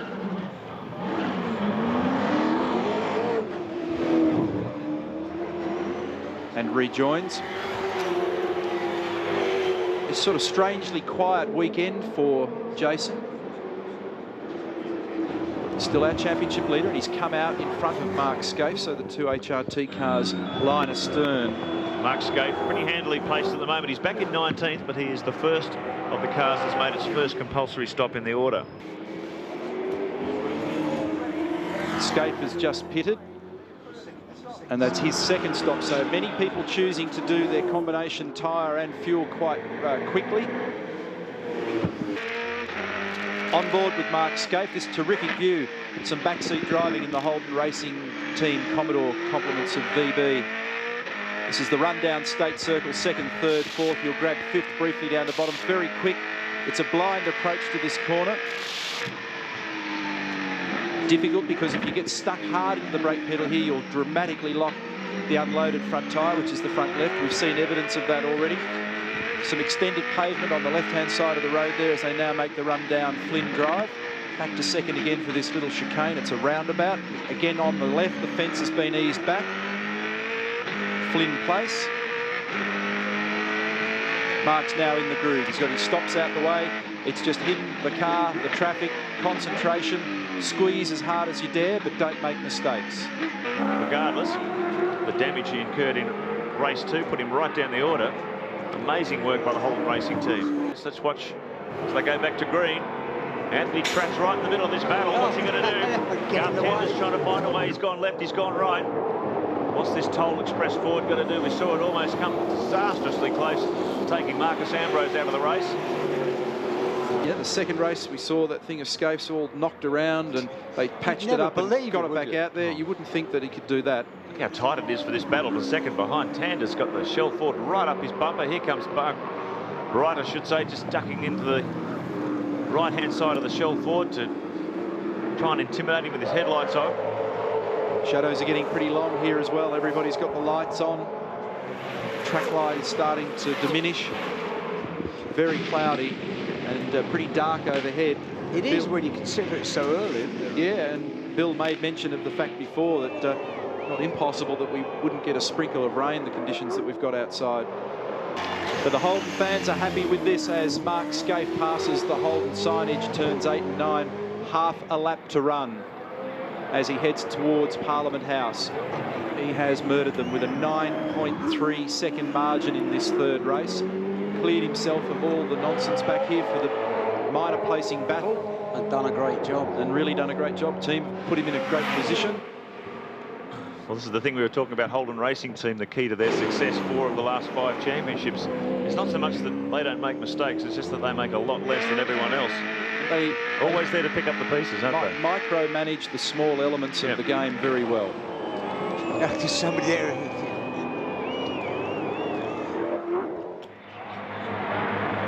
So big applause from the flag marshals and officials as Scaife brings it down Flynn Drive for the final time.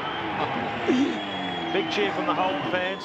We've seen some strength, some muscle flexed here by the 4 teams. And DJ's got his fingers crossed. I love sure it. Does. One corner remaining. The checkered flag is out for Mark Scaife. He's going to take the third and final race of the GMC 400 for 2001.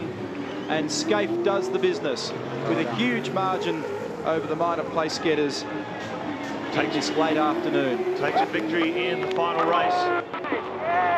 Garth Tander second, but Stephen Johnson is going to win the round overall. Great performance by Junior, 294 points, claims the round. Garth Tander will finish second overall. And Mark Scaife will finish third. In the final race of the day, the Holden Racing Team, and in particular Mark Scaife, just creamed them more than 9 seconds at the end over the field. Well done. Look, that was just a fantastic result, Rusty. I mean, the dramas from race 2 and the guys to get the car fixed and then finish that race and then get us out in the grid and have the car as good as that. I mean, the car in the last race was just fantastic. I mean, it's as good as it gets. In terms of reading this particular race, the team must have had the strategy just right. Well, I mean, we won this race last year, also won too. So, I mean, the car for this style of race in terms of looking after its tyres, and I mean, the guys just out-strategized the other blokes. And but for speed, the car was good enough too, Rusty. I mean, Ambrose and the other guys were right with me at some stages, and the car was fast enough to win it. Congratulations. Thanks, mate. And here's the way they line up on the Shell Helix scoreboard. Paul Radisich has pole. It's an all Ford front row, Seaton alongside him. Then Paul Morris, the first of the Holdens. Russell Ingall, Mark Scaife, Larry Perkins, a good performance in the shootout for 6th. Craig Lowndes 7th, and Greg Murphy for Kmart 8th. Radisich makes a great jump away from Seaton. Morris goes with him for 2nd, and Ingall will go down the inside as well. It's a tardy start from Glenn Seaton, who gets squeezed back out to 4th. Radisich off in a blinder. Yeah, Seaton had better his start last year. If you remember, he went on the grass and knocked his spoiler off, didn't he? See if we get a clean start. That first turn has always been troublesome in the past. Looks like everyone's got through cleanly. 32 cars heading up the hill for the first time. One of the Valvoline cars really crossed up on the run to turn 4. Wide of the race line here, it's very marbly and dirty. There's obviously a lot of sand around the location here. It blows onto the circuit, and because it's abrasive, it tends to knock the tyres around, and they leave marbles. There they are on the outside of turn 6 down there at Cold Corner. Well, big improver this weekend is Paul Morris. He's starting to show some form on the streets of Canberra. Now he's followed on in WA, 2nd. Fast out of the box, got the jump on Glenn Seaton. Finds himself 2nd behind the Shell Ford as they swing onto the pit straight for the first time. Oh, look at this Ambrose down inside of John Bell almost. So a nice clean start so far. Here's the queue as they come across the line. It's Radisich, Morris, Ingall, Glenn Seaton, Mark Scaife, Larry Perkins, Greg Murphy in there too. Craig Lowndes, Todd Kelly, Jason Bright rounding out the top 10. And Seaton now being attacked by by Scaife. Well, we said in the driver's briefing from the driving standards observer, Colin Bond, they'll tolerate a little bit of blocking, but if a driver continually dives down the inside line, they'll be shown the bad sportsmanship flag. So Seaton have to watch it. The officials will be watching him. This tight battle. It's only a 20-minute sprint. every position crucial. Here is Mark Scaife having a look up the inside of Glenn Seaton. This time he's got a better run. Glenn's had a tardy run coming out. Mark just looks across. He's got him too, cleaned him up on the climb out of Cold Turn. Critical to get a good run out of there. Look at this battle here though. And Lowndes is going to go up the inside. Oh, it's big contact. Big hit in the front left guard for Lowndes. Well, it wasn't anybody's fault, that was it? It was just luck of the draw. And Kmart car fights back to hold position. And if that made contact with the front left wheel, then it will inevitably have made some damage on the Lowndes car, maybe changed the toe angles on the front left. Yes, got it. So Ingle down the inside of Paul Morris, who's starting to struggle now. And Scaife's going to have a run at him as well. Scaife's got a better run off the final corner, and he'll try and crisscross him at the other end, but Morris is a wake-up, covers his ground well. Seaton still a watching brief in behind in fifth. Perkins, Murphy, Lowndes, Kelly, Bright, McConville, Bargwana, Johnson, the last round winner, 13th. Then Tander, Wheel, Bow, Ambrose, Stephen Richards, Ellery and Bernard. That's your top 20 with Larkham just outside. You'll look under brakes down here once again. It's an uphill break, and Morris leaves room, and he's up there. Former teammates Paul Morris and Mark Scaife. Morris, of course, joined the Holden Racing team a couple of years back, helped Mark Scaife and Craig Lowndes to that strong result in the Shell Championship Series. He's on his own now in the big Kev car. Here we are. This is the battle for second place between Russell Ingle and Mark Scaife. Scaife's just been chipping away at it. 10th of a second here, 10th of a second there, and he's right on the back of the Castrol car now as they come out of the sweeper and punch up this hill once again. 5 laps remaining for our race leader, Paul Radisich. But second place, the battle for that is not over yet. It's a return to form for Russell after having a difficult Canberra. Of course, he was strong up in Darwin, and then he had some unreliability problems. Scaife's right with him. You notice that Mark's been glancing in the mirror occasionally because he's got Seaton behind him. We've got 5 to go as they cross the line this time. First time Paul Radisich has done a 60-second lap. It's out to 60.12. He's been running around in the low to mid 59s for the first part of the race. So everyone now pumping out to the 60-second bracket, but it's over. Look at the lead that Radisich. It's out to 10.4 seconds. He's been building at least half a second on this field every lap. Bad sportsmanship flag has just been shown to Morris, car number 29. He's in front of a pack of cars that involves Johnson and Bright. And Bright's actually lost a place to Johnson. So something going on back there. And Morris, if he continues to offend, will be brought in. Look at Scaife. Oh, he's giving him a little tag. Russell's wide of the line.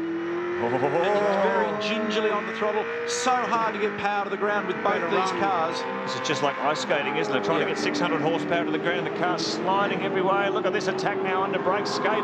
What is that off of? Moves over. Hard under brakes. Takes second place from Ingle. I think it's just rubber build-up, Barry. Yeah, it's just... Ingle wants to argue, though. He's got a good run out of the corner onto the pit straight. Scaife's giving him room down the inside, but he's not close enough to attack under brakes. So Scaife takes second spot. Paul Morris in 8th, Johnson in 9th, Bright in 10th. It's been so much of a story of this year for Jason Bright since he's taken over this new Holden Racing Team Commodore. His car just has been so uncooperative in terms of setup. It's been a real mind bender for the team trying to figure out just what it is this car needs. Every time they put it on the track early in the weekend, it's just so far from where they want to be, and then he has to work all through the weekend trying to get it dialed in. Here's our race leader and dominant race winner. 13 seconds the gap Paul Radisich has over the field. He's murdered him. Great run from Radisich, and the Shell team is absolutely slaughtered the pack in round 6, race 1. It's a huge margin, and we're still waiting for second place to arrive at the final corner. Congratulations to Radisich, and here's the battle. It'll be Mark Scaife, the championship leader, Russell Ingle in hot pursuit in 3rd, and the gap at the end, 12.7 seconds. Russell Ingle was strong. He finished 3rd. Glenn Seaton will be alongside him. So it's Ford Holden, then Holden Ford. Greg Murphy 5th, then Craig Lowndes for Gibson Motorsport. Todd Kelly and Paul Morris shuffled down the order to 8th. I think they've had a large failure. They're using the flag to actually get the field away. And it's a great start for Radisich. Seaton's made contact with Lowndes. Lowndes has made a blinder. He's jumped up from a long way down the grid. Battling on the outside with Scaife as they go through turn 1. Ingle's right alongside him. This will be interesting when they get to the S's. Rusty will not give up in a hurry. Radisich, then Scaife. Turn 4. An awkward start. Something went wrong with the automatic light system, and they had to resort to the national flag. And Glenn Seaton's got problems. If you look at the FTR Falcon, you'll notice that the front end of the air dam of the car is actually dismounted on one of the sides there and it's dragging on the road. That will inevitably force him to stop. At the very least, it'll make the car quite slow because it'll upset the aerodynamics at the front of the car. Fantastic start from Craig Lowndes. Really leapt up there, took advantage. Now he's got his mirrors full of the Kmart car as they thunder down toward the final turn onto pit straight. Radicic in control from Skate. It does look as if Craig's dropping back a little bit, actually. Oh, look at this here. That's Cameron McLean. Scaife running with Radicic, looking down the inside at turn 1. End of lap 1, 19 to run. Ingle, Lowndes 4th. Oh, look at this. Elbows are out coming through turn 1. Paul Morris was in there as well. Hopefully they've got through cleanly. This is looking out the back of the Rats car. The Shell Helix Ford that has dominated proceedings so far, but Mark Skaife hooked in right behind the Shell Ford now. Here's the race score situation. Radicic leads Skaife, Ingle, Murphy, Lowndes, Kelly, Johnson and Jason Bright. Ingle's catching Skaife. And Ingle actually, the last time through, was running at the same pace as the leader, Paul Radicic. In fact, this last lap through that they've just crossed the control line, they've both recorded 59.8ths. In fact, 1/100th of a second difference. Skaife's actually done a 60.1 on his last lap.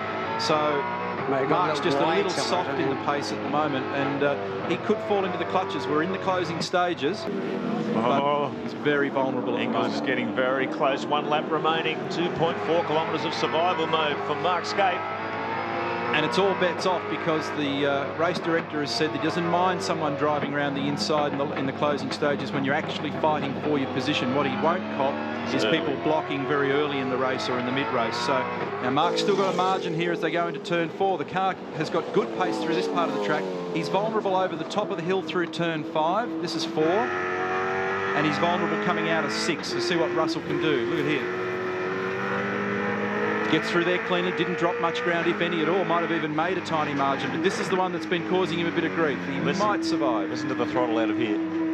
Oh, look at the understeer on Russell's thing. No, he's done it well. He's done very well. I think it's just been controlled by Skaife to the end, enough to make sure that he finishes in second without frying the tyres. Meantime, Paul Radicic, that is the margin, folks. We're coming up to end this second heat, 20 laps down. There's the battle for second and third. Russell makes a big lunge at the end, but at the end of the day, it's a Shell Ford 1, Mark Skaife for Holden Racing Team 2, Russell Ingle for Castrol Holden in third. Well, yesterday we saw Mark Skaife hunt down and pass Russell Ingle in the closing laps of race 1. Today, Russell Ingle tried to do the same thing, but just didn't quite manage to pull it off. Gee, it looked like he was just treading on eggshells toward the end there. Well, I just said to the guys about it, it was like driving in the wet, Mark. When the tyres get so bad and they just move around, they're so sideways everywhere, you have a moment every lap. I mean, you arrive under brakes and think, you know, I'm almost gone, and you get around and, you know, it's hard work. Well done. Now, one of the questions I wanted to ask you, we saw you on the warpath in the pits at Canberra after that race. The stewards have since looked at the footage and cleared it of anything, but can you just explain what was going on there? Well, what I was disappointed about was that those two guys, Rodney Forbes and Steve Reed, were running into each other, or Rodney had hit him a couple of times, and they were having their own sort of private battle, and I was sort of back about a car length from them, letting them have their own battle. And at the end of the race, when it eventually happened, Rodney gave Steve a bit of a hit at the way into the corner. Steve got wide, and then all of a sudden it was like they were brake tested, and I just ran straight into the back of them. And I went down to find out what happened. That's exactly what I did. And when I walked into their garage, one of their team members, just so happens that drives the car sometimes, he ripped it into me and said it was my misjudgment. And effectively, I wasn't even involved in the accident. I was sort of like the bloke at the end of the traffic queue that just ran into the back of the bloke. Like a red rag or a bull. Exactly right. So in the end, I mean, I was upset that I thought originally that was quite malicious, but it wasn't. It was Steve just missed a gear. He just went from first to second gear, missed a gear, and Rodney Forbes ran into him, and then I ran into him very hard. So I wasn't that happy about it, but that's how it was. Now, you've still got a little bit of work to do today. One more race to come. And you've got 8 tyres that are looking pretty second-hand. How's your final set looking? Well, there's a lot of tyre strategy here now. A lot of guys would have used one set and one set. We didn't do it that way, so we've got 2 real good tyres. But we don't know where to put them on the car, whether we put them on the left front and left rear or just across the back. So we'll see what happens. Hang in there. Thanks, mate. Here's how they line up. Paul Radicic and Mark Skaife once again. It's the way it was in race 2. Russell Ingle and Greg Murphy fill out the second row. Stephen Johnson fighting his way up through the field with Craig Lowndes alongside. Todd Kelly and Jason Bright continuing to make his late charge. And the lights work, and again Radicic makes an excellent start. Skaife goes with him and covers down the inside, but it's not strong enough.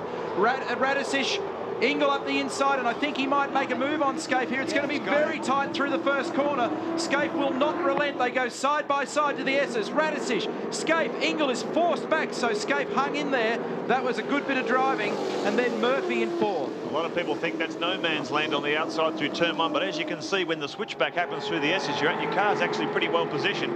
Scaife took advantage of that beautifully. He's up to second, holding on to second after Ingle got the jump on him off the line. He held his ground, and there's a lot of marbles up there. It's quite a difficult thing to do.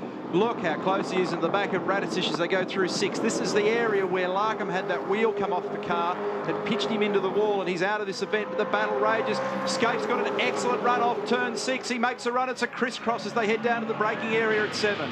You look at Radicic's his car at the end of both races. Oh, look at this. Look. Stephen Ellery. No. Cameron. Oh, look at that. Well, it's very lucky, Steve Ellery. He was very lucky not to get T-boned by about half a dozen cars there. Here's the replay, and it's Larry Perkins and Brad Jones. So that was the reason that Larry ended up out there in Sand Central. So Scaife continuing to keep the pressure on Radicic. He's looking for a hat-trick, a clean sheet. Pole, win, win, win. Scaife's going to do everything he can to stop him. But remember also that we've now reached pretty close to the halfway point of the championship. So it's important for Scaife to continue to accrue points. He came into this weekend as the championship leader, and here he is as we go on board, busy as ever. And the last thing he wants to do in a desperate lunge for a win is to throw away a little bag of points. Let's have a listen to what it's like to get around here for a lap and pay attention to the cautious use of the throttle.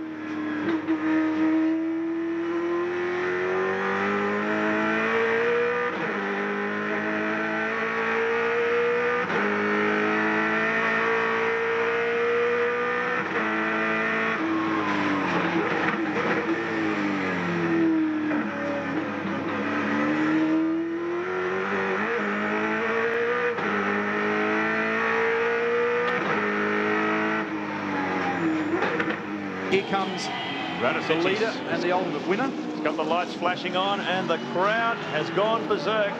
Ford fans erupt as Paul Radicic brings it home. Third win in a row for Ford in the Shell Championship Series. The first time they've done that since 1995. There's the team owner Dick Johnson and team manager Dean Orr congratulating each other on a job well done.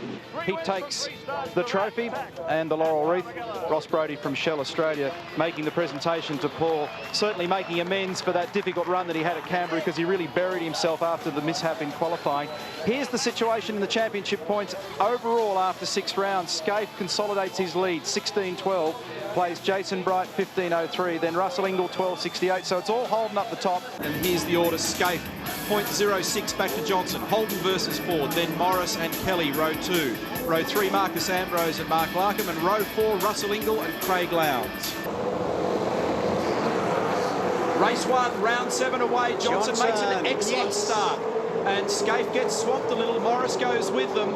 Todd Kelly up on the outside. Everybody heads to the white line to protect. Some people will try to go wide, but it's very slippery out there. Look at the brakes there. Scaife locks the rears momentarily. He gives Johnson a little hit. In fact, it's enough to get up the inside. How about that? Murphy round. Wow. Lowndes is in the grass. That'll be interesting. Larkham's back there as well. Stewards will be watching that replay. Scaife buried the front of the Holden Racing Team Commodore in the back of the Shell Ford, bumped him offline, and that was enough to grab his position. Lowndes is back behind Jones, and it looks like Murphy's got a problem. Trying to gather it up and get speed again. Has he got another drama going there? Here they are at the end of back straight. Turn 6, Scaife, Johnson, Morris. Ambrose a winner in all that brawling. Then Ingle. Stephen Richards on the outside of Larry Perkins. Difficult spot to be at the end of the back straight. I reckon Scaife would be lucky if he gets away with that. Well, he gave him a little nudge in the braking area. It started when he locked the rear brakes, which then probably meant he carried a bit more speed than he wanted to into the first part of the turn. Then it looked like he gave him another little belting, and that was enough for Stephen on cold tyres to not make the apex, opened a gap, and Scaife went through. And here's where it starts with the lock-up of the rears, and then it sort of happens again where it actually looks like Junior gets a little bit crossed up. Scaife gives him another tap, he goes wide, but that's Larkham into the back of Murphy, which sends Lowndes out into the gravel. That's going to make it very difficult for him to get back on and be competitive from out there. Here's the onboard. This is Craig Lowndes. Who have we got to the right there? That's Ingle, is it? It's Murphy up on the outside. And pretty shortly a bit of chaos unfolds here because I think Larkham touches the back Oh, yes, he goes back. yeah, Does he he give does, him more than a touch, actually? It's a big wallop, and that just carts Lowndes out into the grass. I can confirm that one, Neil. What he's done is in relation to a driving incident in turn 1. He'll have to come in for a stop-go penalty shortly. John Bowe is also out of the race with injured problems. Well, you can hear the Ford fans giving Mark Skaife the big raspberry. And you can see the dent on the front of the car there. The contact with the Shell Ford at turn 1. Obviously, the stewards have gone back and run through the tape several times and decided he has to get a stop-go penalty. And you can see what Mark Skaife's opinion is of that on the Victoria Better in-car camera. You can hear the engine just popping along there with low throttle percentage and the button pushed. He's not very happy about it. He's doing 40 Ks down the pit lane and just telling an odd story along the way. He will be absolutely steamed. This is championship-changing stuff. Gets the paddle pop to get back into the action. And there goes Paul Romano, who we saw spin to the back of the field. So Skaife has gone right to the rear. Look at the pressure he's applying to Jason Bright here in the closing laps of Heat 1. He's all over the Holden Racing Team Commodore. Just saw him giving a big tap on the right rear corner coming onto the main straight that time around, filling up his mirrors. One little slip from Bright. Radicic will be up to 5th. Have a look at this. Into the back straight. Turn 6. Paul uses a lot more of the curbing than Jason, and that gives him a run as they get to 7, and he gives him a little tap here, I think, as they just go up over the strip. And then this bumpy little run to turn 8, they use the inside ripple strip just to launch the car. And Paul gets in a bit quicker, he's got better turn-in speed, and then whack right at the apex. Oh, dear. Good work, mate. Good work.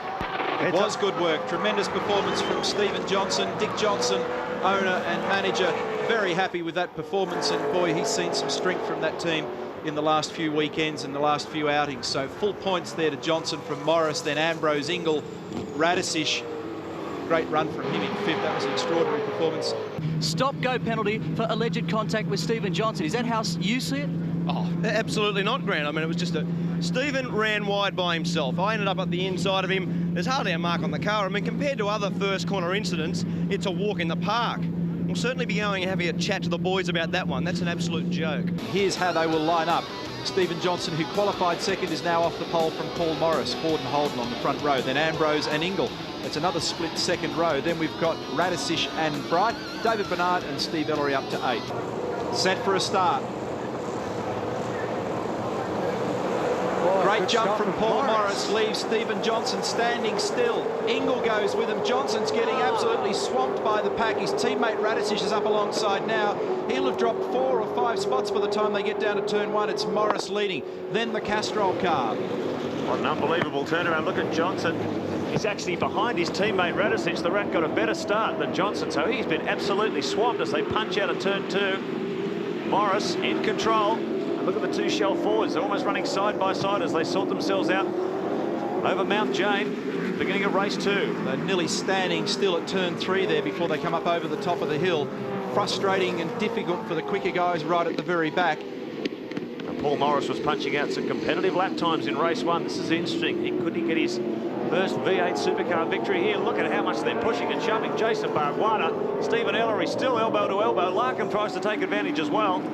So it just goes to show how critical it is on this opening lap to try and get some track position. Out Skaife and Lounsey, yeah. Well, he's been making some pretty good progress so far. He's up to 16th, Skaife.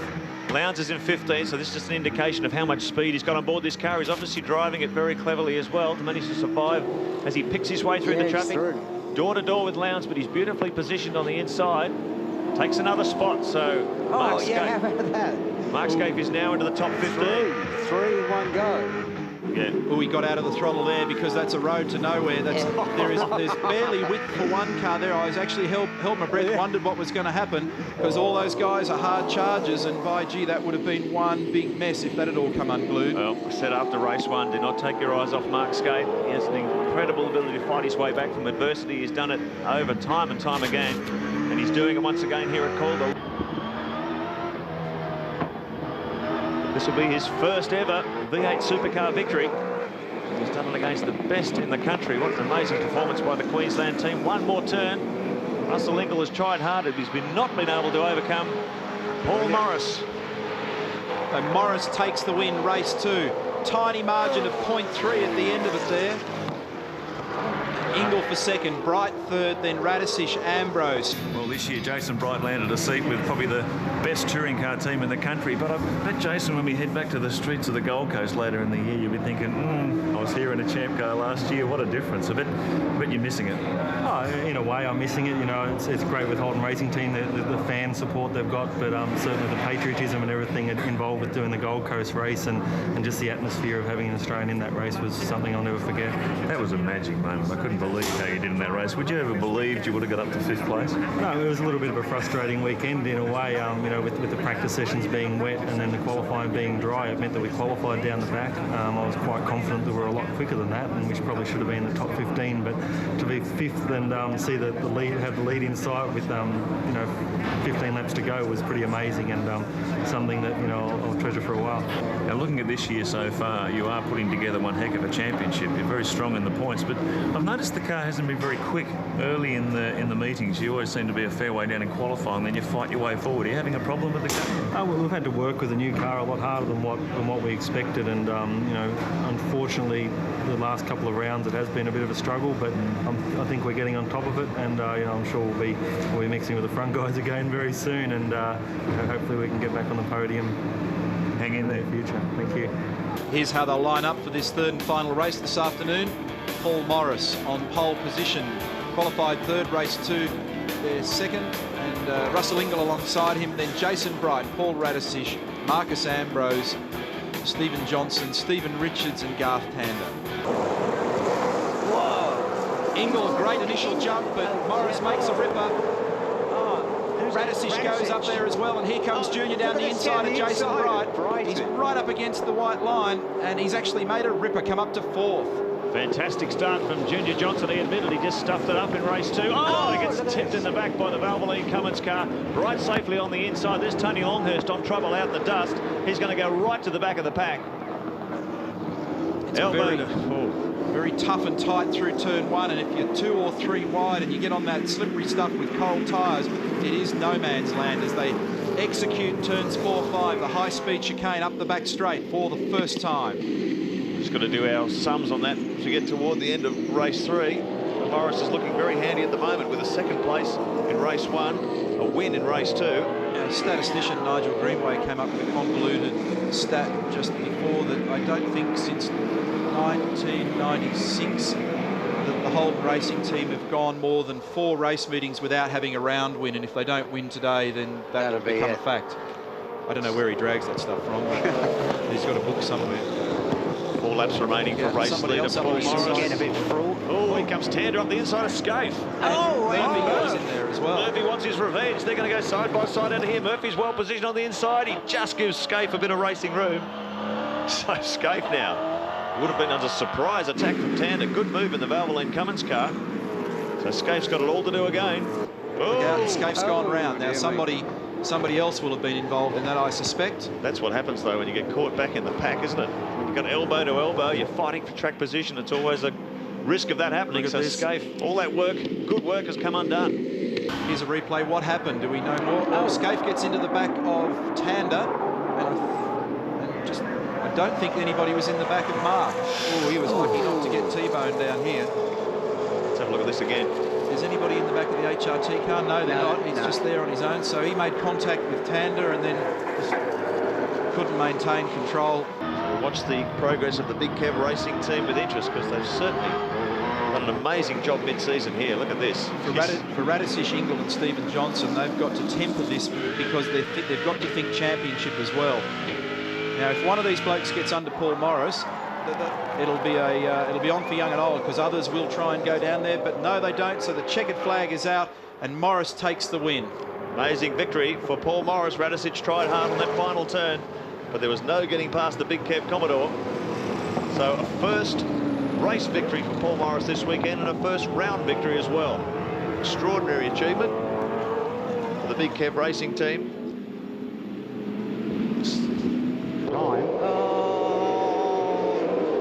Scaife gets the jump. Yes, Bernard goes up the inside. It looks like Lowndes has made a tardy start and he's been swallowed a little bit. You've got the Kmart car up there on the outside, so will Bernard hold on to second? I think he might. You do not want to be one out and one wide at turn 2 here. It's a very dirty race line, and they tend to all nose to tail when they go down to turn 3. Have we got a clean start? No, we haven't. Greg Murphy in trouble. He's been hit in the rear by Mick Donner in the Ultratune car. So Murphy's had a disastrous opening stint of this lap. He's stranded there at turn 2.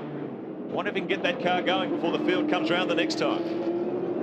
Brilliant start from David Bernard. He really jumped off the line, swamped Lowndes as he made his charge up the inside. He's up to second. Yeah, he could. It's amazing, isn't it, to get a good result in practice, and he's really on the crest of a wave. Well, Todd Kelly actually squeezed through after that great start. So Kelly now is up to second. Bernard drops back to third. And Murphy's still in trouble at turn 2. Scafo continues. Now, some of those guys will only just get out before going down a lap. This is another thing that we thought about yesterday when you start crunching numbers. I think everybody managed to get through then, but only just. Because of the time it takes to transit the pit lane and do your stop and rejoin, it would be very easy to actually drop a lap. Preparing for Mark Scaife to come in, who's now just coming up onto the tail of somebody, so Paul Morris. That's how close Morris went to being lapped. So you've got to make an efficient stop here, because if you did end up a lap down and the safety car came out, it's curtains.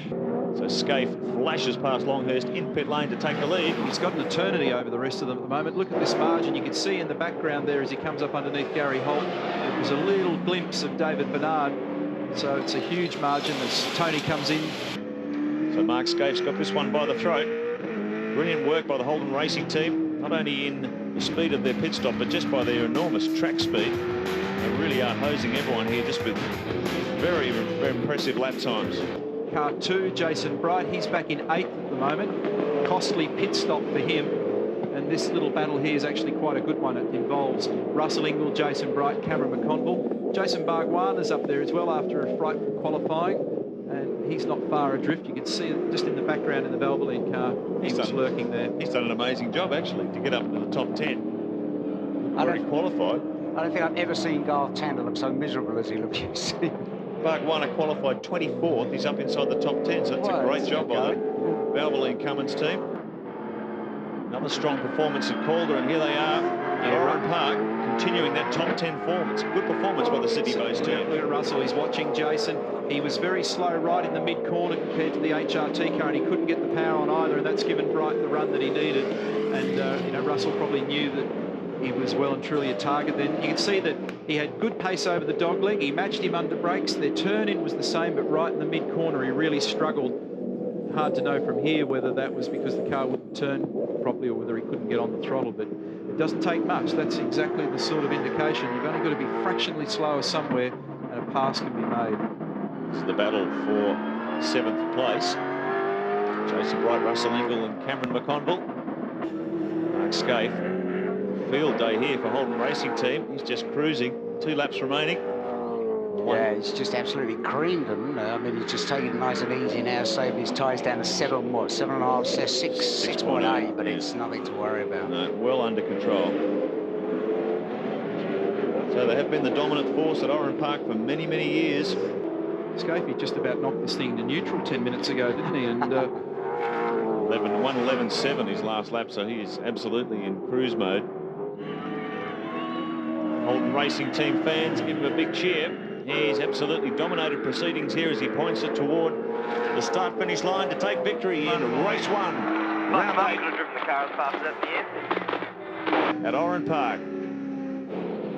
Well done to Mark Scaife, the reigning Shell Series champion and championship leader in 2001. That'll do his championship campaign no harm. Some cheers and applause down here at the Holden Racing team because Mark Scaife, you had a tough run at Calder, but by gee, you've brained them in the first race here at Oran Park. Well done. Well, Rusty, I mean, the car was just fantastic. I mean, we had to get a good start. The car got off the line pretty well, and then after that, I was able to conserve the tyres. I mean, I drove it around pretty gently at the end there and made sure that they're in good nick for the rest of the day, so looking forward to another one. Looked like a jet, mate. The car itself is handling superbly. Oh, just fantastic. I mean, it was probably a better car, I've said, through the weekend on, you know, on used tyres, and it showed up then how consistent it was. So, you know, looking forward to another trouble-free, drama-free race. Close, and escape up the inside. Bernard, look at that. Very close between the two of them. Bernard's made a good start as well. 3 wide as they go down to turn 1. Somebody has to give. Look at Bernard sweeping around on the outside. Look at that. challenge for the lead on the outside, but he's not well positioned for turn 2. Lowndes gives Scaife a bit of a touch up on the rear as they come through turn 2. Bernard's going to end up in the box seat here as they go to the braking area for turn 3. What a go. And Scaife trying to make sure that Lowndes can't go with him. That's a remarkable situation to go 3 wide into turn 1 and for Bernard to take control of the race. That's an extraordinary start. Well, Scaife now is right on the outside as they head up over the bridge for the first time. It's the 2 forwards that have muscled through. Stephen Johnson's going to go underneath Scaife, the way things are looking there. No, Mark's been able to take the road back from him. This is the real... Oh, Amber, with the fortunes of this team, how they've gone completely the opposite, haven't they? Good presence of mind from Marcus then. He grabbed the brake before he shot back into the middle of the traffic. This is turn 8, looking back from Craig Lowndes' car. Looking at Mark Scaife, race 1 winner and reigning champion and points leader. He's under attack at the moment, and he has a look down the inside, but no, can't make the move into the final corner. It's going to be interesting to see what the officials do here. I'm sure they'll be replaying that incident from turns 1 and 2. One of the changes that he was talking before about the changes the team's made to the braking system. He's up is the inside of him. He's going to get him. He's got track position. He crisscrossed him coming out of 3, and that was a pretty handsome manoeuvre. And Scaife was able to take ground back off Lowndes, and that's something you don't see that often on the run to turn 4. Oh, that was, you've got to hand it to Bernard. That was a brilliant... Bit of opportunism. Oh, look at the squeeze as they came out of turn 3. Lowndes was well positioned on the inside. Scaife had to give way, but he eventually got that position back at the same part of the track a lap later. Looking back from Lowndes' car, you can see Scaife trying to muscle back. Oh, a bit of a contact too. See the damage there on the front of the bonnet. Stephen Johnson trying to find position as well, but Scaife covered his territory. And now he's out after pursuit of David Bernard, our race leader. Scaife's got a run on him now, and it might have been a better corner exit speed for Scaife, and it's enough to take the lead, or is it not? Yes. So job Bernard gives him room on the inside. It was hard then because you could see that Bernard sensed that Scaife might have been up the inside of the final corner. So Mark Scaife, the gap now 4.1 seconds to David Bernard in second. Big heavy race cars with a rhythm different to just about any other racing vehicle in the world, and gee, look how close Mark was up against that wall, and they don't respond to being thrown around. In fact, sometimes the more aggressively you drive them, the slower you go, and they're very easy to flat spot tyres. It can be a real handful in some circumstances. David admits that's probably his biggest problem, Neil. It's just disciplining yourself. It's just ever so slightly quicker than Bernard and Lowndes, and looks like he's on target at the moment as he moves back to 3rd gear for turn 2 to pick up a 2nd race win here this weekend and continuing this extraordinary record the Holden Racing team has at Oran Park that started back in 1996. This is getting pretty hot. I reckon Jason's got quite a bit more car speed at this point in the race. Yeah. 10.7 the last lap, and for him an 11 flat for Craig. It's caught him hand over fist right onto the rear bumper of the car now. Lowndes is struggling. It's going to be a hard fight to hold him out from here. Look how much the car gets sideways under power. Well, he's doing a terrific job here. I thought he would have been passed by now. Look at the speed. This is where he'll be. He's going to be strong. Good run there. See, corner exit speeds up. That gives him the run he's looking for onto the straight, and that could be the 2 or 3 Ks he needs to come up the inside, which he has now done. That's the problem with the defensive line, isn't it? Oh dear. Yeah. Yeah, you can see Jason got the thing that got it wide and got it on early, didn't he? And it was got the run, and it's all over Red Rover. Craig's natural instinct is to cover going into the final turn, turn 11. That makes the radius of the corner tighter. It makes it harder to get the power on early, has to wait longer. So Jason went out very wide, waited, picked his power up early, took a shallower line. The big cheer on the hill is for Mark Scaife, leader, and he will be the eventual race winner as they come up to the finish line, and Mark Scaife 2 from 2. Amazing performance from the Holden Racing team, and there's the crew giving a big cheer. Also for Jason Bright, did a great job coming home 3rd in race 2. So another very strong performance from the Holden Racing team, and that 286 points. Oh, Lowndes. Lowndes got a whack. That was on the main straight. What was that? Well, he's just gone across the line there, and he's showing 8th. So who did what to who there? I wonder if there was contact coming out of that final turn. It seems very strange to end up over that side of the straight. A solid performance today, 2 from 2. You just brained them. Well done. But the car was just fantastic, Rusty. It looked after its tyres. I mean, from mid-race on, then I looked after the tyres. It didn't need to go any harder. There was a 5-second gap, and I just looked after the gap. But I mean, you know, this place has just been such a great, you know, happy hunting ground for the team over the years, and you know, the car just suits the place. It's just unbelievable. Great effort by you and HRT. Congratulations. Thanks, Rusty. Now, Ross Brady making the presentation to Mark Scaife from Shell. And here is the championship situation. 104 points between Mark and his teammate Jason Bright. And then Stephen Johnson now moves into third, with Russell Ingall now fourth. Then Craig Lowndes, Marcus Ambrose, Murph, Stephen Richards still up there in the top 10, Paul Radisich and Todd Kelly.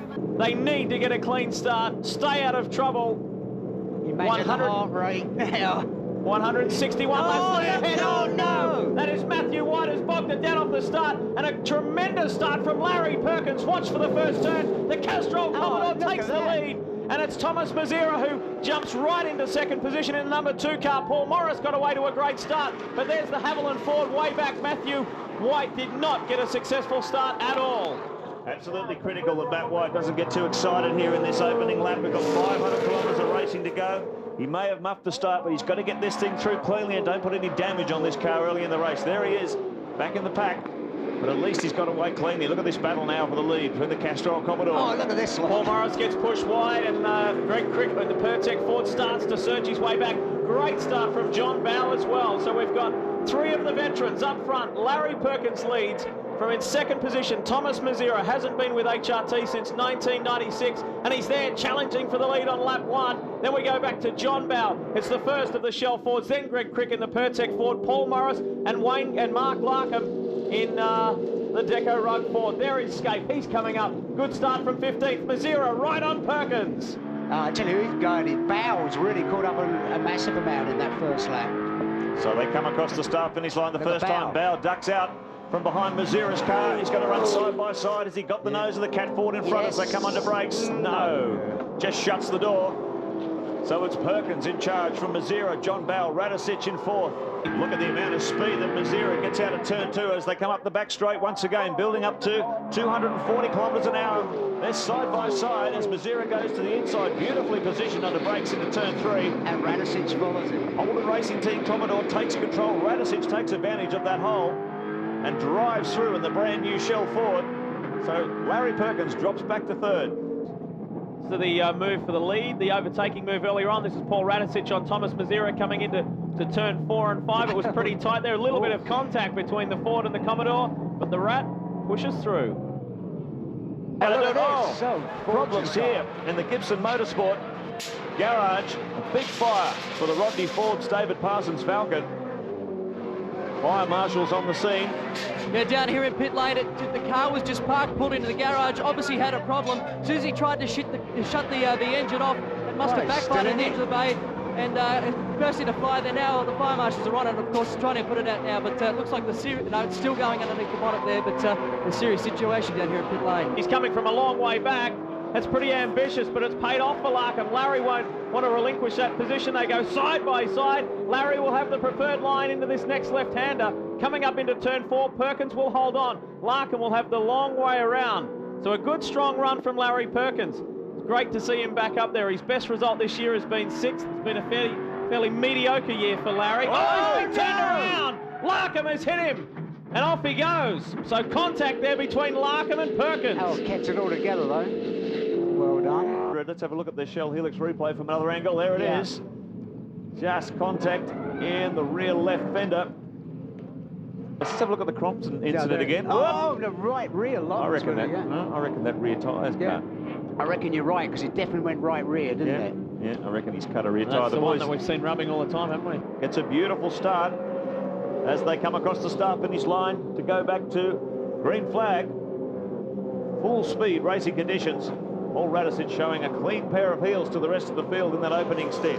We've been talking about not only Paul Radisich and his dominance up front, but Jason Bright and his big move, and Kelly and Richards. Someone else who has done a stunning job out there has been Brad Jones in the Aussie Male Falcon. He qualified outside the top 20. He is up to 12th position and really on a surge. So keep your eyes out for the Aussie Male car. He's going well also, but it's Radisich who leads. Here's Bright already on the sister car. Jason Bright moves up the inside.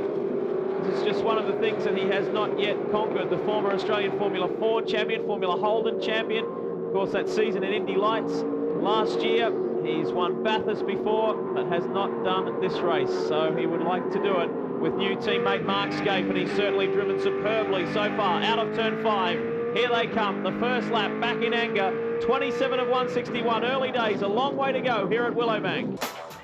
Almost halfway through the Queensland 500, and Mark Scape on the resumption from the safety car has stuck through on the inside of Stephen Johnson. So the championship leader and defending champion has now put himself in a position to run away from the field again. This is once everything goes green. Now Scape tucks in behind for turn 1. It's quite a good run up to turn 2, but watch him, he's right on the back of the Shell Helix Ford.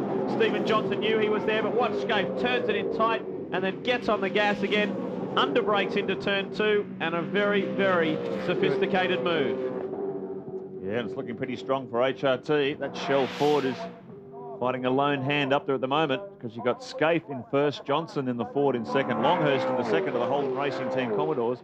Then it's Russell Ingall in the Castrol car, who has really been able to capitalise on that safety car. He was some 40 seconds down on the race leader. And now that's made up a lot of track position. Paul Stokell still in fifth in the Shell Ford. Simon Wills in the Cat car. Oh, contact between Tony Longhurst and Junior Johnson. What a dramatic moment, going back to full racing. Back to it, the number 1 HRT Commodore still leads the way. Mark Scafe, around about 0.8 of a second over Stephen Johnson, and a similar margin back to Tony Longhurst and Russell Ingall, around about 6 seconds, between 6 and 7 seconds behind the lead car. So Ingall trying to claw his way back. It's been a great drive by this guy, Stephen Johnson, currently third in the Shell Championship Series points, second in this race. There is your race leader. This will give you an idea of the sort of data that the Holden Racing team are keeping an eye on during the course of the race. They're on the net here, logged into the Bureau of Meteorology here in Australia. You can see this blue patch here. That is moving. It's around about 50 k's out from the Amberley Air Base, which is just up the road. So there is the possibility of a storm before the end of this race.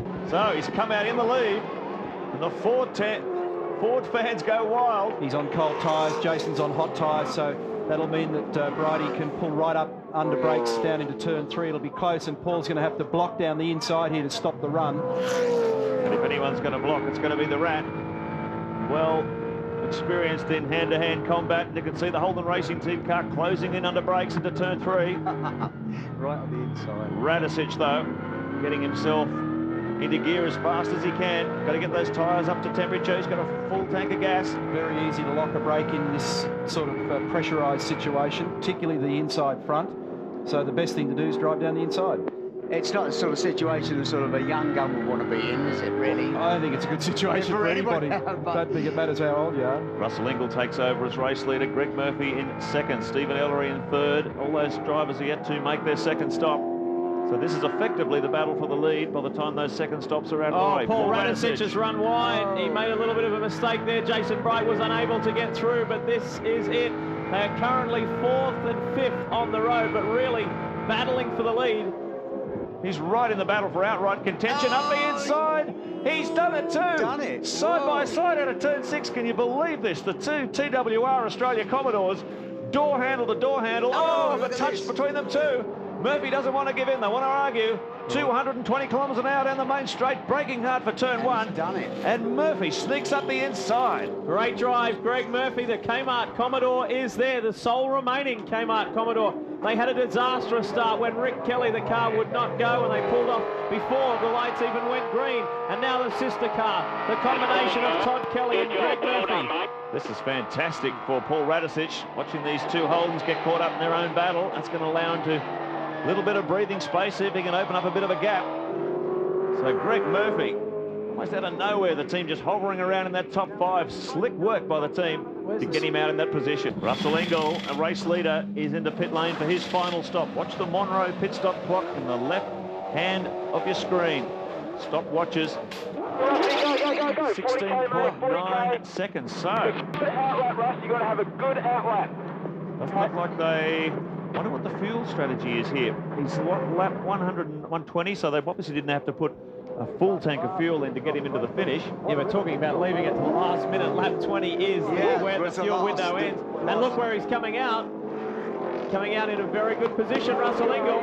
Nice work. He is position in the race lead because he's come out ahead of Paul Radicic and Greg Murphy. So the Enforcer leads on lap 121. There's 40 to go. Can he make it 2 times out of 3 years? Yeah, look at this. And it's run wide, just went in there too hot, and it's allowed Radicic to get through. Meanwhile, the sister car leads the way further up the road. Ingle leads the race by just over 3 seconds.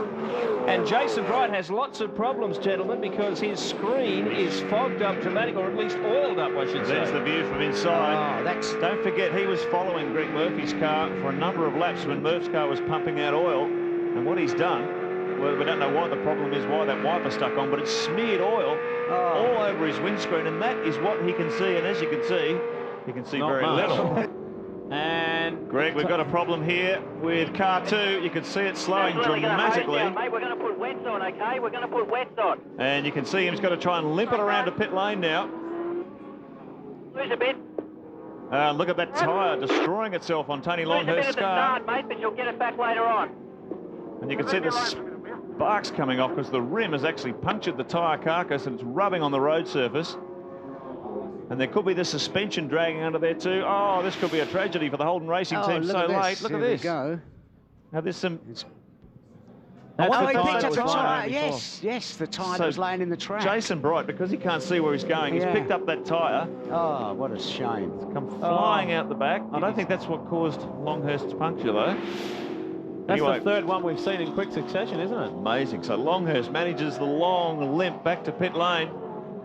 Jason Bright still out there. There was a bit of rub on the track. Brighty picked it up and it went under. There you go, Tony Longhurst telling the team that's exactly what caused that. There you go. Number 11, Larry Perkins, Russell Ingle. The Enforcer is behind the wheel at the moment. There is 10 laps to go here at Willowbank before this man wins his second Queensland 500. And boy, has it been a testy day. High temperatures earlier in the day. We're under thunderstorm conditions now. Will it stay away for just 10 more laps? And can Jason Bright hang on to that valuable 4th place? John Bowe is closing on him very quickly. 11 seconds the gap now. Was that Matt Neal gone off at the end of turn 3? 11 seconds the gap between the Caterpillar car. There's Matt Neal in the big Kev machine. Everyone's going off. This suggests we are getting a little bit more rain on the track than is obvious on the cameras. Here comes Bright's in. Bright's in. Jason Bright has come into the pits while sitting in 4th position. We've seen the troubles that this car has had, and now John Bowe in the Cat Ford has moved onto the podium. Not quite. Up to challenging for Murphy. It's close though. Murphy still continuing with the oil pumping out of the car. Can you believe the drama at the end of this race? They're going to have to put some kind of oil killer on that, because that is more that's not just a dirty screen. That's oil. We're using oil dispersing fluid there to try and clean this screen for Jason Bright. Valuable championship points slipping away here. Paul Radicic still in second. This will drop the number 1 car down a position or 2. The tyres up to speed, mate. They'll be greasy spot for a while. The battle for the lead has come alive. Radicic is now within 1.5 seconds. Will the HRT cars come back into contention? Bright is currently 6th. Longhurst is back in 7th. Well, Radicic isn't home and hosed by a long shot. Here's Bright running wide after that stop. So you can see the track, even with wet weather tyres, still greasy. They were probably new wet weather tyres, Mark. They weren't scrubbed at all. The top 5 cars are out there on slick tyres. You can hear the panic scream now. Radicic has decided to come into the pits, and Ingle's coming with him. So, look at this. Conditions must be so bad you cannot stay out there on dry weather tyres. Can you believe this drama toward the end of the race? John Bowe and Greg Murphy now, who's in 3rd, will take over the lead. Well, Jason Bright is around about a little over a minute down, perhaps a minute 20 seconds on these guys. This needs to be a very slick stop. It can still be a race win for Russell Ingle and Larry Perkins, likewise Radicic and Johnson, but they need to get out, and they need to get out fast. Bit of a battle here in the pits. Looks like the Castrol Commodore may be coming out of the pits very quickly. Here it comes. Yeah, the Commodore. 40k. He's 12 seconds was the stop for Russell Ingle. He's heading down pit lane now. It's taking a little bit longer for the Shell Helix team. Who'll get out in front here? And Radicic has done it. He's just edged ahead of Russell. Can you believe that? Here's Greg Murphy, race leader. He's peeled off into pit lane, so Paul Radicic now takes over the lead of the race. Greg Murphy.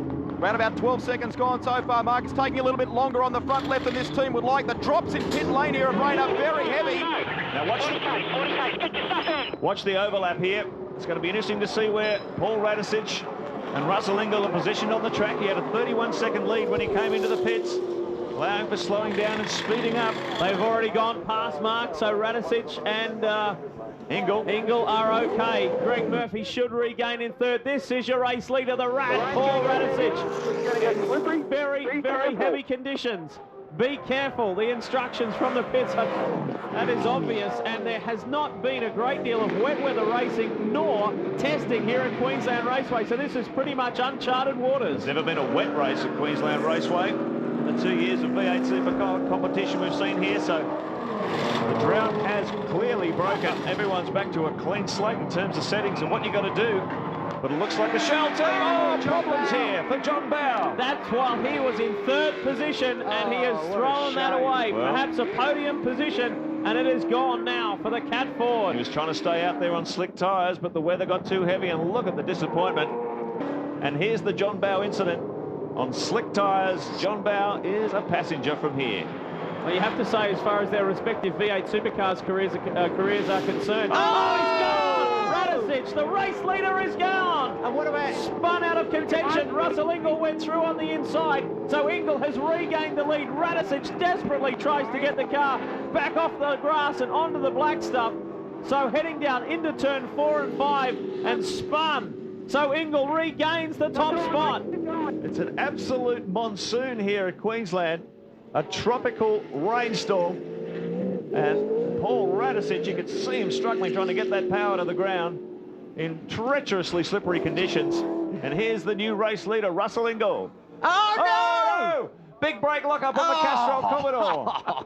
Look at that. How long did he carry that lock brake? Now he's going to need some valuable feedback here from the team. They'll need to instruct how much he has over Radicic so he can just calm it down. Stephen Ellery has gone on, whilst in 6th position. 18 seconds. Back it down for Russell Ingall. And apparently the race has been red flagged. Russell Ingall has won. Well, hang on a minute. Or it might go back one lap. Because they always call a red flag on the lap previous to the lap they stopped at Russell. Russell Ingall may still be declared second here. There's going to be a lot of discussion between the officials about this. Well, the team were patting Larry Perkins on the back, but that might be premature. We're hearing from race control that Radicic and Junior Johnson are the winners. Well, in the 3 years, the history of this race, this has been the most exciting Queensland 500. It's been the most drama-packed. I have never seen anything like that, not only at Queensland Raceway, but anywhere. The winners, Johnson and Radicic, for the third Queensland 500 from Perkins and Ingall. Murphy and Kelly will stand on the podium as well. It was a tough race for Scape and Bright. A mini V8 superstars here as we welcome Mark Scape to bring some common sense to this coverage. But certainly there wasn't a lot of luck common out there today, mate. I mean, there was all sorts of dramas. Well, look, I mean, our car was very good, and at the end there, Jace couldn't see, and that was the drama when it was dry. And in some ways, we were a little bit lucky that it did rain because we were going to have to come in to clean the screen. And I was a spectator, so I didn't mind it raining. I was watching, I was standing out in the rain. I was hoping that it was going to pour.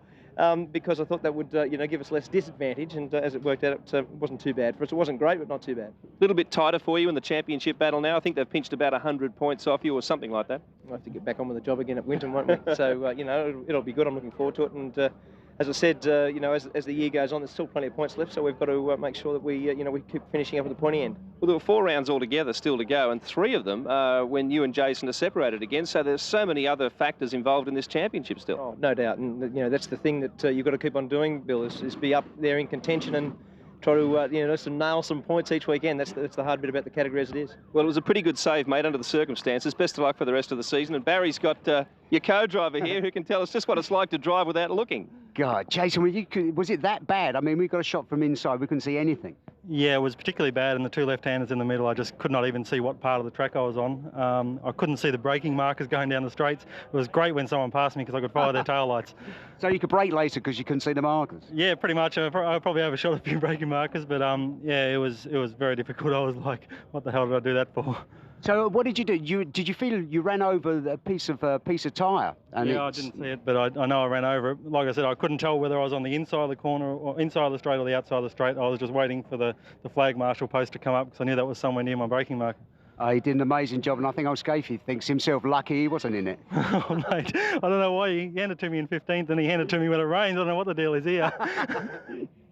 Team priority, Baz, you know the gig. Oh, yeah, absolutely. Why not? Well, you've done really good, Jason. Thanks, mate. Russell Ingall has pole position. Paul Morris is on the front row of the grid as well for the first time in his V8 supercar career. Then you've got Radicic and Tandem, McLean and Longhurst, Ellery and Greg Murphy. As we get ready for a race start, they're off, and Ingall seems to have got a good start. Morris is up there with him as well. Nice clean start. This is where it'll get interesting. Turn 1 was disaster throughout qualifying. Do they all get through? Clearly no. Cameron McLean, Tony Longhurst, Stephen Ellery's also gone as well. One of the Holden Racing car team has gone through, and Marcus Ambrose has missed both of those turns altogether. Oh, look, and down there, that's the Kiwi car, and oh boy, that's some pretty significant players. Anthony Track. Your Perkins is off, Jones, McLean, Jason Bright was tangled up, Marcus Ambrose went through the grass. There was a pile of people, and somewhere in the triggering process, Tony Longhurst was one of the early people out in that as well. This is it. This is the disaster zone, turn 1. No, there was contact. Ellery. Ellery's touched the back of Longhurst, I think you'll find. Brad Jones was also a victim. He went off on the other side of the track. Larry Perkins as well got a good whack out of that. Just remember how crucial this is in terms of championship points between Russell Ingall and Mark Scaife. Ingall leading the field out. Of course, he's got 262 points to catch up on Scaife in the championship standings. There's 288 up for offer today as a few cars start to get busy in pit lane. Stephen Johnson's gone in. Here's Mark Scaife. It's the only opportunity he's going to have to try and leapfrog the field. This is going to be a fascinating strategy. He came in when he was in 25th place. So he really got tangled up in that first corner drama. Here comes Stephen Johnson. He's back onto the track before Holden Racing Team. Great recovery from Mark Scaife. To third now, 6.1 seconds behind this battle for the lead. And the last time we looked at it, he was just starting to close the gap on these two. So let's have a listen and ride with Greg Murphy in the Kmart Commodore.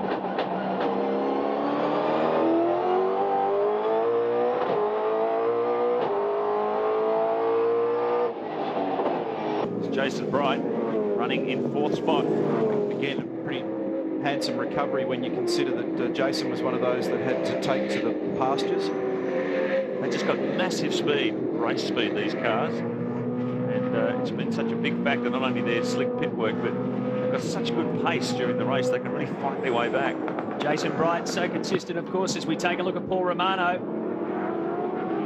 So the safety car's out of the way. Keep your eyes on turn 1. We know that that's drama. This is the V8 supercars about to hit turn 1. You've got Greg Murphy leading in Russell Ingall. Well, nice and clean throughout there. Keep your eyes on that Pertec Falcon. He's breathing down the neck of Paul Romano now on the Holden Young Lions Commodore. Ambrose, will he try and pounce in this first corner? Here he comes down the inside. Romano gives him room, so now he's got a clear run at the Holden Racing Team duo. This should be good fun when he gets there. Yeah, that's one of those two. Expect a big fight from the Holden Racing Team, fighting desperately for championship points here. Now, the reason why the safety car went out and then the red flag came out is because of a series of events that started with Tony Longhurst really having a heavy dent. Watch him here. He gets tangled up with the Shell Helix car and ends up smack bang into the wall on the driver's side. Good old wallop as well. The mirror went, and so did Longhurst's hopes. The other angle on the Shell Helix replay, you just see they got spin around, and that's a big time shunt into the wall. So that's what started the series of events. There was a couple of others as well. Stephen Richards got spun around. He managed to get himself out of trouble there. So drama aplenty, and we only had about 28 laps gone at that stage. Remember, this is a 32-lap race. Also, James Brock lost a wheel as we were under yellow flag as well. So that race has been decided. Greg Murphy is your winner. It was a bit of doom and gloom yesterday when you qualified 15th, but you turned that around in the best possible fashion with a 3rd. It looks like you might be getting that monkey off your back here at Winton for a change. Well, you know, it hasn't been a happy hunting ground for us over the years, but it's a funny place, Grant, because it's a place where there's normally a fair bit of drama. And the first corner, I was able to stay out of all that, and probably being back a bit was a bit of an assistance. But the car's been great all weekend. I mean, basically, it's sort of been the fastest in the dry and the wet, and all we've got to do now is make sure we don't make a silly error in the last one. The question is, can we get through this one without a red flag? A red flag, of course, stopped us at Queensland 500. It stopped us just a lap or two short in race 1 here. And now we go to race 2. To round it off at Winton, round 10 of the Shell Championship Series. Commodores fill the first 4 positions on the grid. Greg Murphy in pole position. Has got to a slow start. Russell Ingall has charged ahead. You've got Scaife and Bright right behind Murphy as they go into turn 1. Big squeeze through turn 1. Is that... And Holden Racing Team, look at Murphy get it sideways as he comes out of turn 2. There's trouble in the middle of the pack here. McDougall's gone off. Jason Richards managed to get around on the outside, and John Bowers pointing the wrong way again. Spins it around, and now comes Stephen Richards, who had a pit start. So Bauer has gone right back.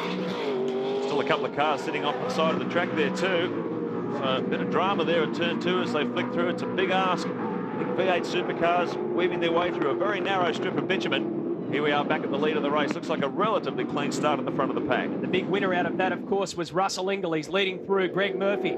Then Mark Scaife and Jason Bright right up against each other. Marcus Ambrose slots in behind him. A Valvoline Cummins Commodore in there as well, and Paul Morris is behind them. Plenty of push and shove here from the Holden Racing Team GOC. Mark Scaife just sniffing up the inside of Jason Bright there in turn 9. He wants to get a move on every position critical here with Marcus Ambrose absolutely giving him everything behind in the Pertec Falcon. Okay, Holden Racing Team giving Mark Scaife the order to pit this lap. Pit window is open now, so Scaife's going to come in really early. It's a strategy that worked very well for the team in race 1. They're going to go for a repeat dose in race 2. Well, he's tucked up behind his teammate Jason Bright, and there's not a lot of benefit in actually staying there at the moment, which is, I'm sure, why they've decided to pull him in now, make the stop, get that out of the way, and see whether they can slot him into the race in a different position, maybe with some clear air. Yeah, because basically if he's going to have a sort of a big lunge to get past Brighty, then it's cool. It's danger that's unnecessary. That's right, exactly. And they're both obviously very strong in the championship at the moment. It looks like Mark's got a whisker more pace in a couple of places, although there's a bit of an elastic band effect, very obvious there. But I think that it's probably quite a good call. Oh, Bright did a good job, didn't he? He was 24th on the grid. Absolutely. Taking a look back as Jason Bargwanna and Paul Morris get all tangled up as we take a look out the back door of the Pertec Falcon of Marcus Ambrose. Russell Ingall, Mark Scaife, the fastest man so far on lap 2, a 1:24.61. So he's just boxed in behind his teammate as we heard the team orders. We'll get a slightly truer indication of everybody's potential in this race because they've actually had a race to rehearse. There's now... Your button, mate. Oh, in all the time. There he goes, getting a reminder from Robbie Starr, chief engineer, to hold that button in all the time. Russell Ingall as well. And Ingall's gone early. And this will be an interesting battle between the pit crews. This is the battle, the effective battle for the lead. Russell Ingall, Mark Scaife, Jason Bright. They're running 6th, 7th and 8th on the road. By the time those cars in front pit, this will be 1st, 2nd and 3rd. So this is the battle to watch. Qualified 14. Look, that's his favourite. Look.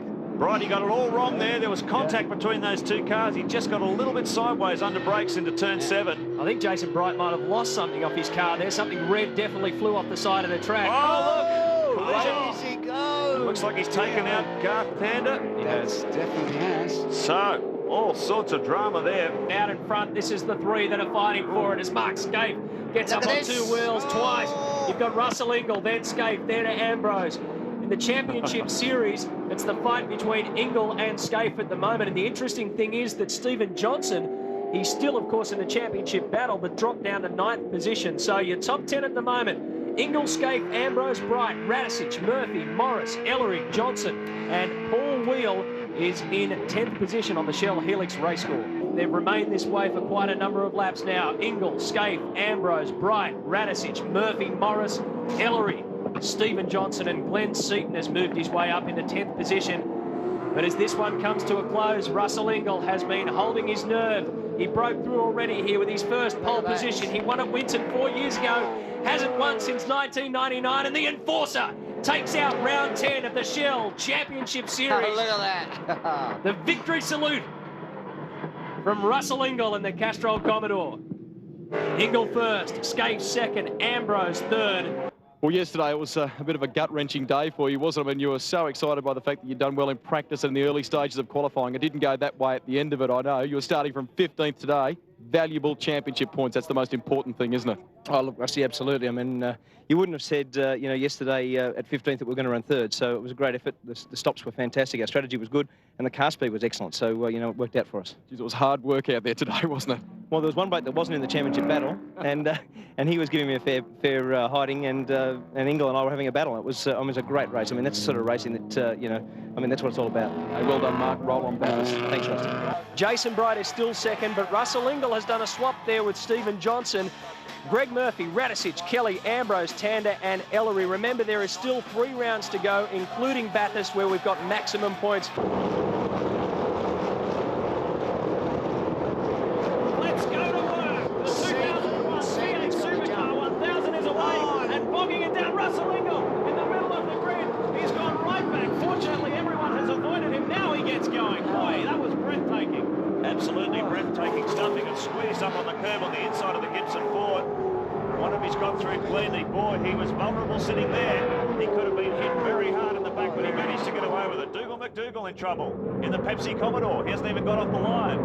Coming up the inside, Paul Radicic and the 17 Shell Helix Ford slots in. Then it's Mark Scape. The second HRT Commodore is up there as well. They sort themselves out. Ritter has dropped a long way back from the grid. He didn't get away to the best of starts either, but Radicic, Bright, then it's Scape. Marcus Ambrose, the pole sitter, followed by John Bow. Brilliant start by Glenn Seaton. He leads the thundering pack up the mountain for the first time with the brand new FTR Falcon. The Ford flags are waving there, as you can see as they come out of the cutting up toward Reed Park the first time.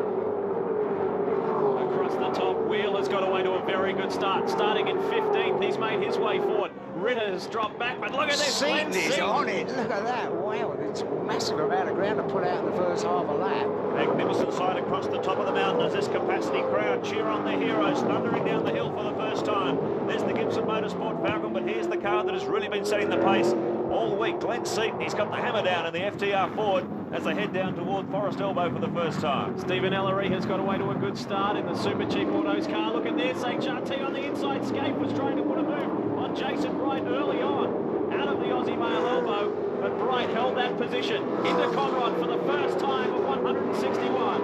295 kilometres an hour, flat out in 6th gear. The V8 Supercars thunder down Conrod Straight. They come under our camera as they race down toward the chase for the first time. Watch Scape. He won't want to sit in third for too much longer. He made a very good move. He lined Jason Bright up on the opening lap, heading into Forest Elbow, and then successfully executed on the second.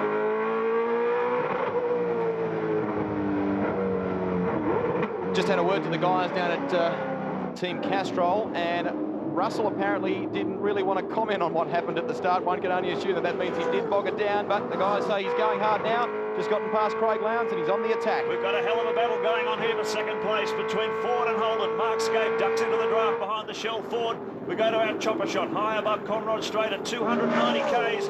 Mark Scape looking for a way around the rat. They get hard under brakes into the chase. He looks up the inside, goes very deep. Radicic gives him room and Scape up to second. It's always the most dangerous part of the race. We see it after the restart. Temperatures have gone down, the tyre pressures aren't ideal. Cars tend to get a little bit skaty until they're up to optimum operating temperature. That's normally when we see someone stick it into the fence, so keep your fingers crossed. I was talking to Todd Kelly after the warm-up this morning, and you remember in qualifying we were all saying how he was fighting with the car and everything, and it was terrible. He said it was a horrible thing to drive. After the warm-up, he went quicker in the warm-up than he did in qualifying with full tanks, and he said the thing was great. He is an amazing driver. He is not yet 22, and this is his 4th Bathurst. The 21-year-old from Mildura now lives in Melbourne. His younger brother Rick is competing this weekend. In fact, we saw him just make a little bit of a mistake. Actually, it was Nathan Pretty in the second car coming onto the main straight. There's the Team Kiwi entry. Of course, they are down a little way. They're not in this front. Oh, there's been a big crash. That's the Donaher Cranbrook entry. John Faulkner. And John Faulkner and Dulman. That is massive. That's just on top of the mountain. What did I say about the restart, fellas? Yeah. Happens so often. Oh, look at this. That's Romano. Down the lines, car involved. Gary Holt as well. Dear me, that's just erupting. Any more going to crash on this lap? This is incredible. That's 4 cars that have been damaged on that restart. Mick Donaher. Boy, it's been an eventful day for Mick. He went off the circuit at the last corner, last lap. Romano and Kelly trying to keep that car under control. Unbelievable. And naturally, the safety car out on the circuit again for the second time in a short time. Oh, there's another one stranded. No, that's Gary Holt. I thought that might have been another car. So they've got cars, wrecks sitting all over the track. Here's one of them, the Dulman Faulkner Dynapack entry. Dynapack coming on board this weekend with the John Faulkner team. Ultra-tuned car in trouble as well. Let's have a look and see if we can piece this together on the Shell Helix replay. There's Faulkner. What happens here? Looking back from Wayne Wakefield, and Faulkner's taken evasive action. Oh, yeah, evasive action. Poor old Faulkner was played a part in the accident. And He would have been caught out by that because he wouldn't have seen it coming. Yeah, exactly. Would have been just behind, wouldn't it? And it was Dillman that was in the car. Donohue looked like he lost that just all by himself. Now watch that. Oh, the toll car squeezes through. And look at that, one of the FTR cars has been damaged. That was Romano slamming into that. One of the Lansvale cars goes the high side. And watch for Faulkner. Watch for Faulkner. Oh, dear me. Unbelievable. Bargwanna under attack from the Castrol Commodore. Larry sneaks up the inside, so Bargs drops another position, and he just gives him a bit of a love tap as he goes through. So Perkins up to 5, Bargwanna back to 6, Cleland's a little further back down the road, then Mazira, then Jeff Brabham, and the rounding out the top 10 is Jim Richards in the second of the FTR Falcons. His son is 9 positions higher up the road, further up the road, leading the way in the number 5 machine. How must Glenn Seaton be feeling now? He has never won at Bathurst. This is pressure cooker time. This was just remarkable. They exited the Aussie Mail elbow and came down Conrod Straight. Now watch the Castrol Commodore. Larry Perkins begins to reel the youngster in. Here he comes, the 6 times winner, and he says, I've got you. On the outside, but Kelly held his own. They went side by side through the kick. Perkins tried to outbrake him. Then Kelly responded. Watch, look, wet.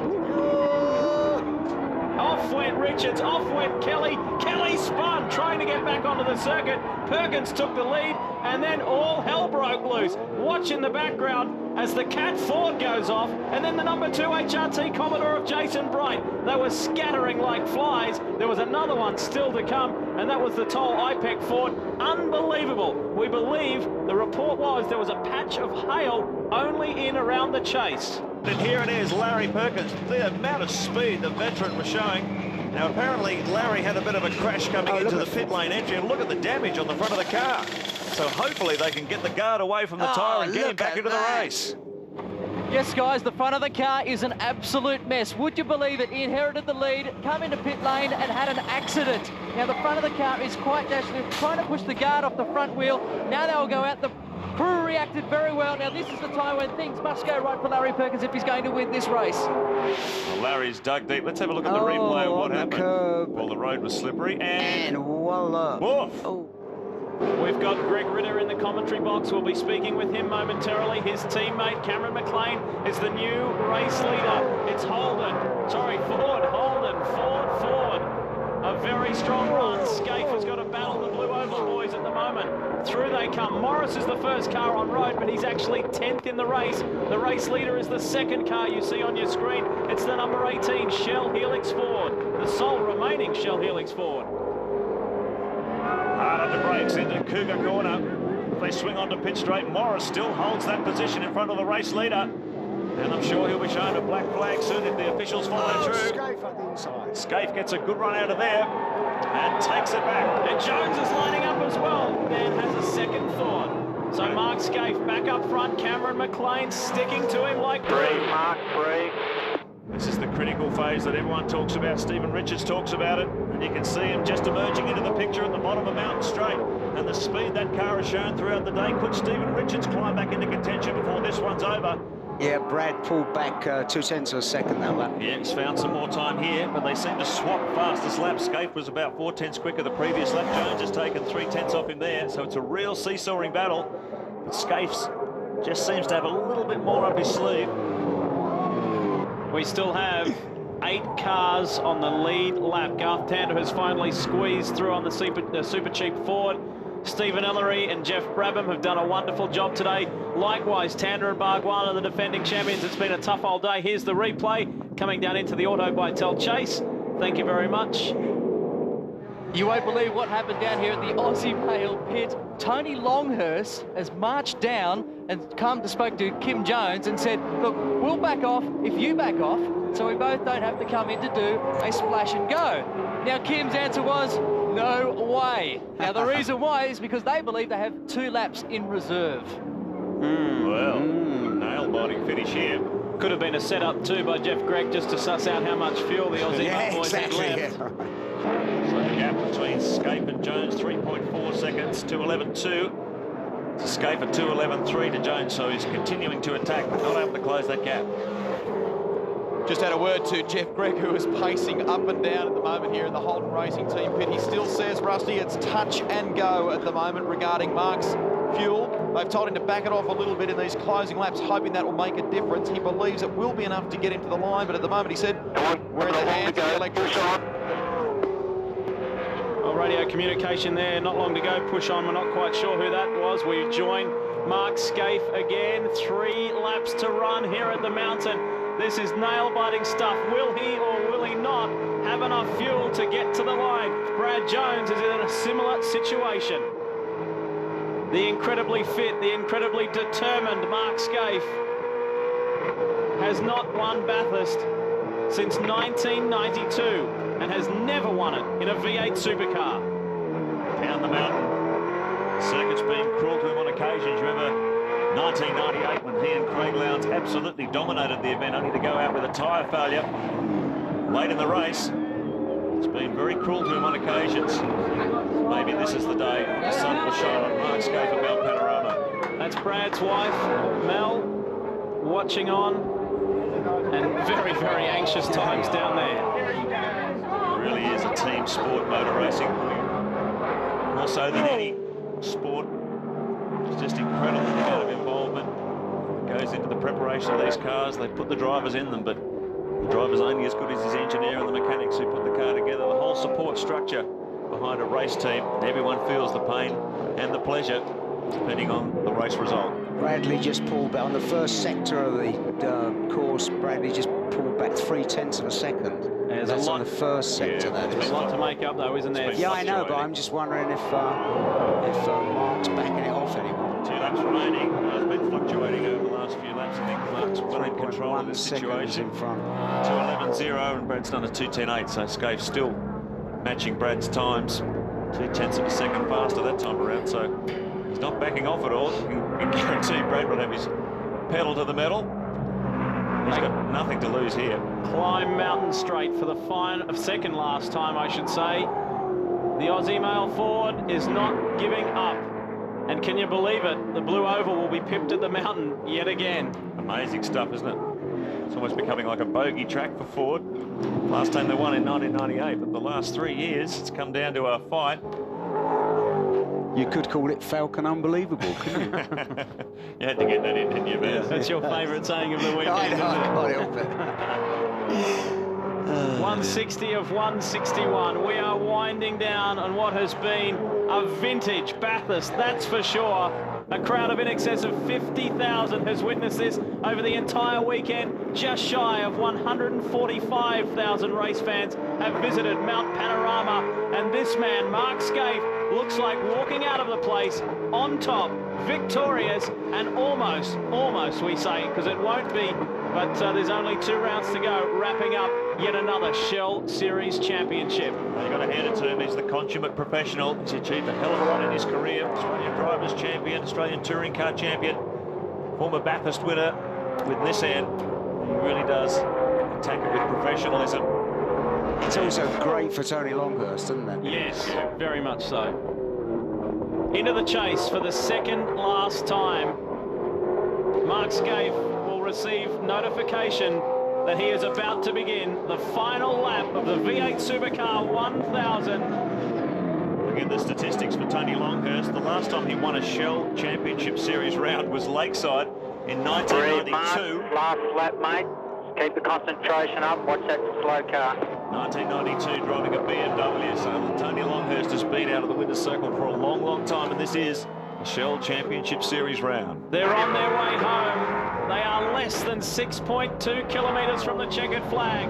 The combination of Mark Scaife and Tony Longhurst. There's Tony, John Crennan, the main man at HSV and HRT, and there's smiles all round.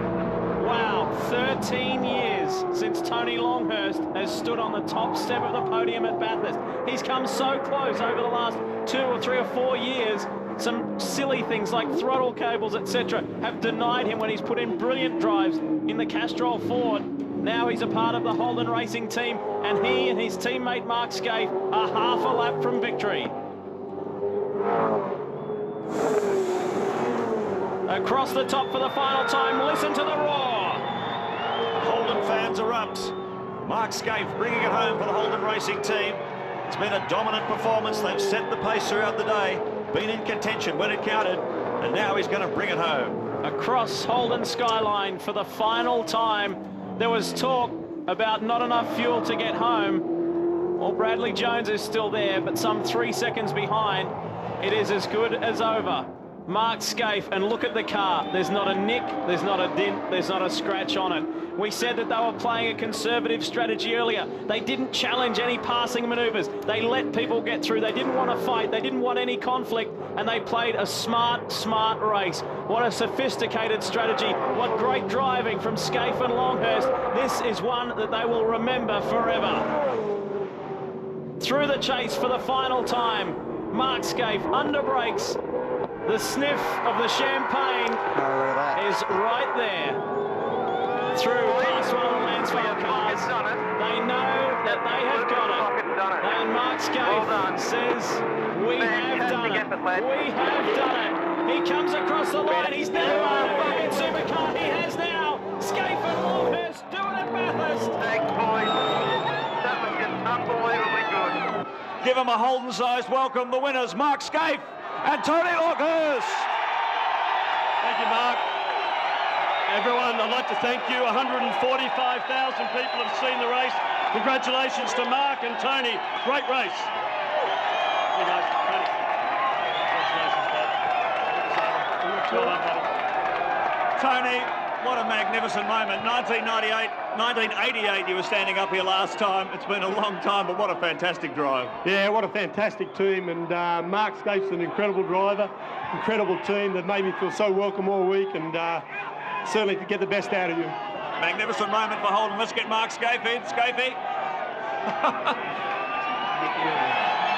You're a hero amongst the Holden fans. You've won Bathurst twice in a turbocharged car, but this is the first time you've won it in a Holden V8. What a great feeling.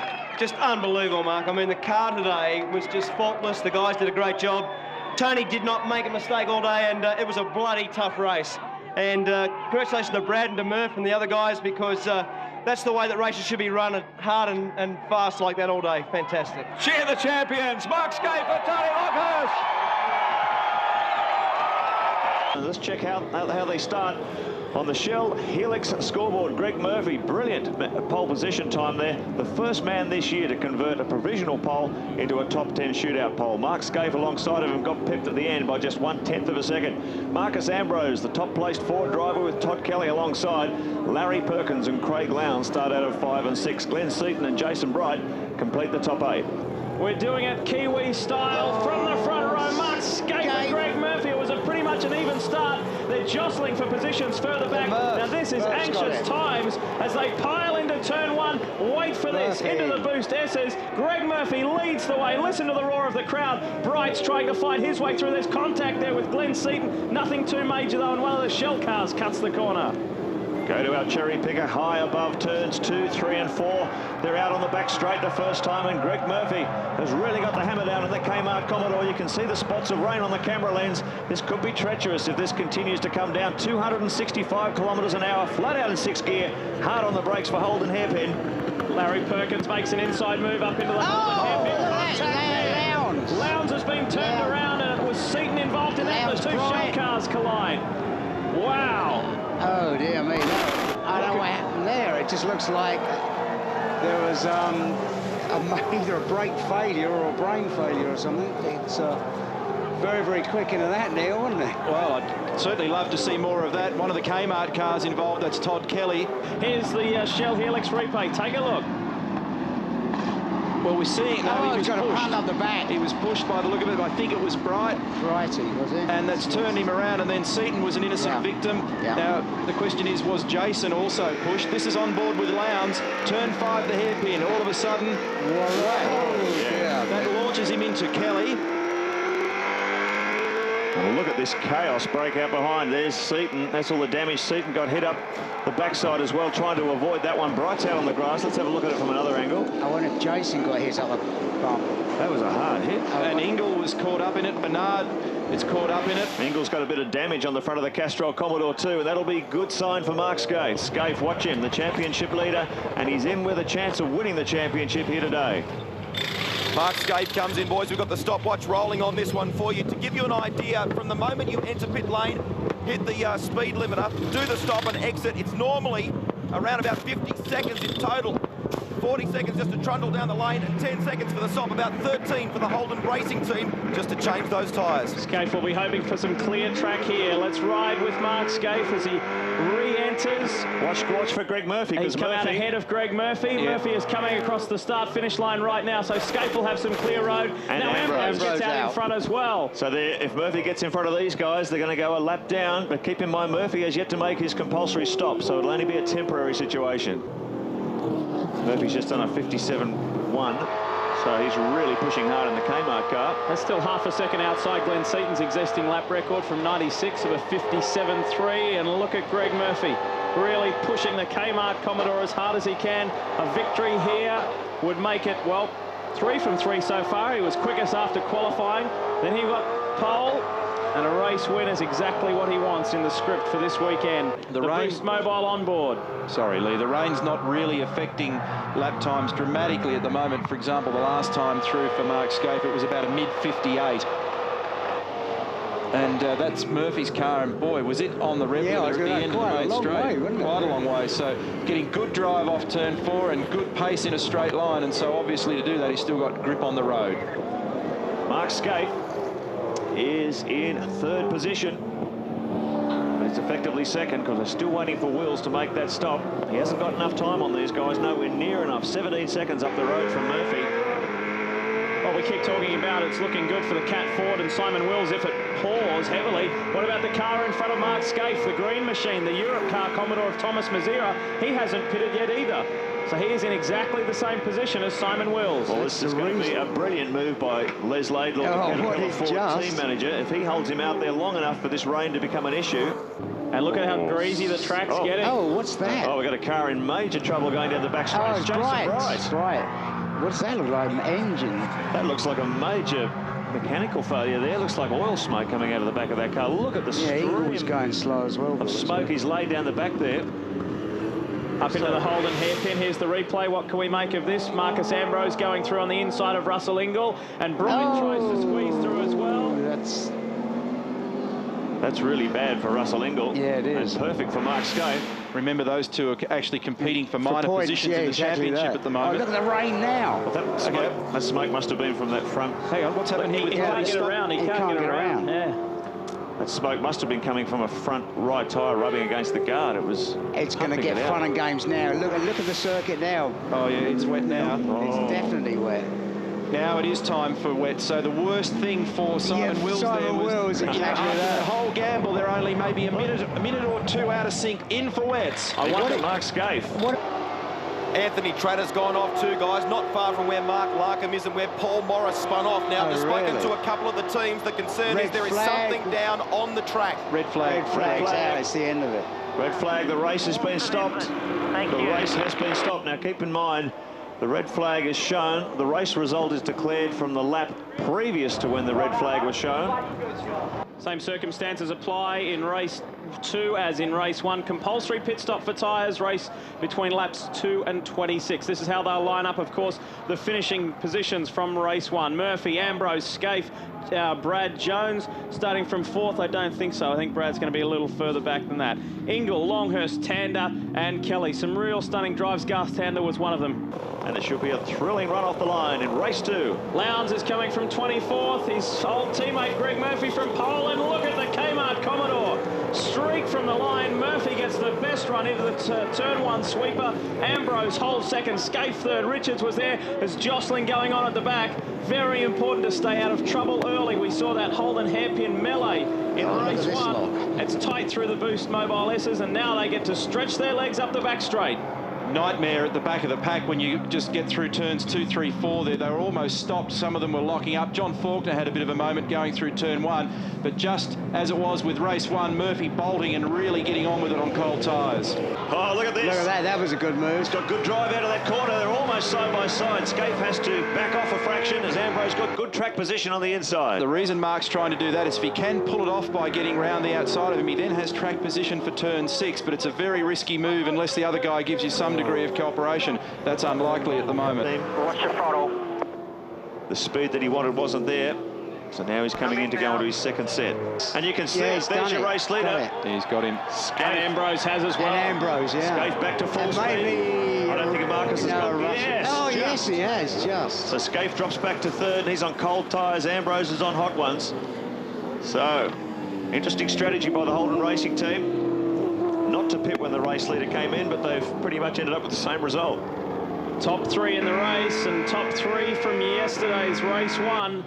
Scaife now begins the chase after Marcus Ambrose. Oh, look at this. Look at that. That was a good move. He's got good drive out of that corner. They're almost side by side. Scaife has to back off a fraction as Ambrose got good track position on the inside. The reason Mark's trying to do that is if he can pull it off by getting round the outside of him, he then has track position for turn 6, but it's a very risky move unless the other guy gives you some degree of cooperation. That's unlikely at the moment. Look at this. Big attack down the inside. 265 kilometres an hour. He's got the nose of the Commodore there. Ambrose opens the door wide up. Dear me. And allows Scaife an easy entry through under brakes into the Holden hairpin. Stop go for Todd Kelly. Looked a bit easy there. Why would he have opened the door that wide? Yeah, I think his strategy's actually been the one that is pretty smart. Oh, look at, see, Mark has got a lot of oversteer. Left rear tyre on that car is not too comfortable at the moment. It's very, very hard on the left rear tyre around here. And because race 1 didn't run its full distance in dry conditions, if anything, some of the data readings on tyre wear and the car behaviour on the tyres are a little bit polluted. Greg Murphy knows he has a race on his hands now, and Scaife, despite the fact that he's won the championship, still wants to keep winning races. Scaife's done a 58.3, Murphy a 58.5, so the champion's found 2/10 on him there. And the last time through, Murphy was very ragged on the exit at turn 7, coming back onto the front straight. So he's left. And Greg wants radio silence. He's concentrating. He doesn't want any information. He knows the scenario at the moment, so let's just get out of my ears, guys. Still got a long way to go too. 21 of 36 has a long way to go at this maximum pressure driving amongst these leaders. It's been an amazing run at Pukekohe this weekend. Scaife's right on him again, though. He's turned up the heat. He's taken 0.4 of a second or more in that last lap, and it's not over yet. 4 laps to go. 4 laps to run, still enough. This is probably just showing that experience that Scaife has, Neil. He's probably just hung back for a few laps to let the tyres resuscitate and have one last lunge when the laps are running out. Well, that's another possibility. He may have just decided that it was the wrong time to push. Less than 2.8 kilometres remaining. Now he's got his teammate Todd Kelly in front as they come under brakes into turns 2, 3, 4 onto the final straight for the final time out of the Boost Mobile corner. So Murphy looks like he's got Scaife well and truly covered as they come up the straight for the final time. Interesting gamble by the Holden Racing team, and certainly at one stage there 10 laps ago it looked like it was going to pay off, but Murphy has been able to answer the challenge. If they were fighting anybody but themselves, it probably would have worked. Yeah. Exactly. Todd Kelly, 1 Kmart Commodore, the 2nd there, and there's a big difference in where they are on the track in terms of placings. Greg Murphy is bringing it home. The final lap, it's been quickest in qualifying, pole position after the shootout. The crowd. Race 1 victory, race 2 victory. Greg Murphy has done it again on home soil. The Kiwi brings the crowd to its feet. Stunning stuff from Murphy. Scaife 2nd, and Marcus Ambrose, the top place forward in 3rd. Revs rise, get ready for it. The 3rd and final one at Pukekohe. 36 laps the distance. Compulsory pit stop, fairly even start. Murph wins out again, and look at them bunch up. Johnson squeezes his way through.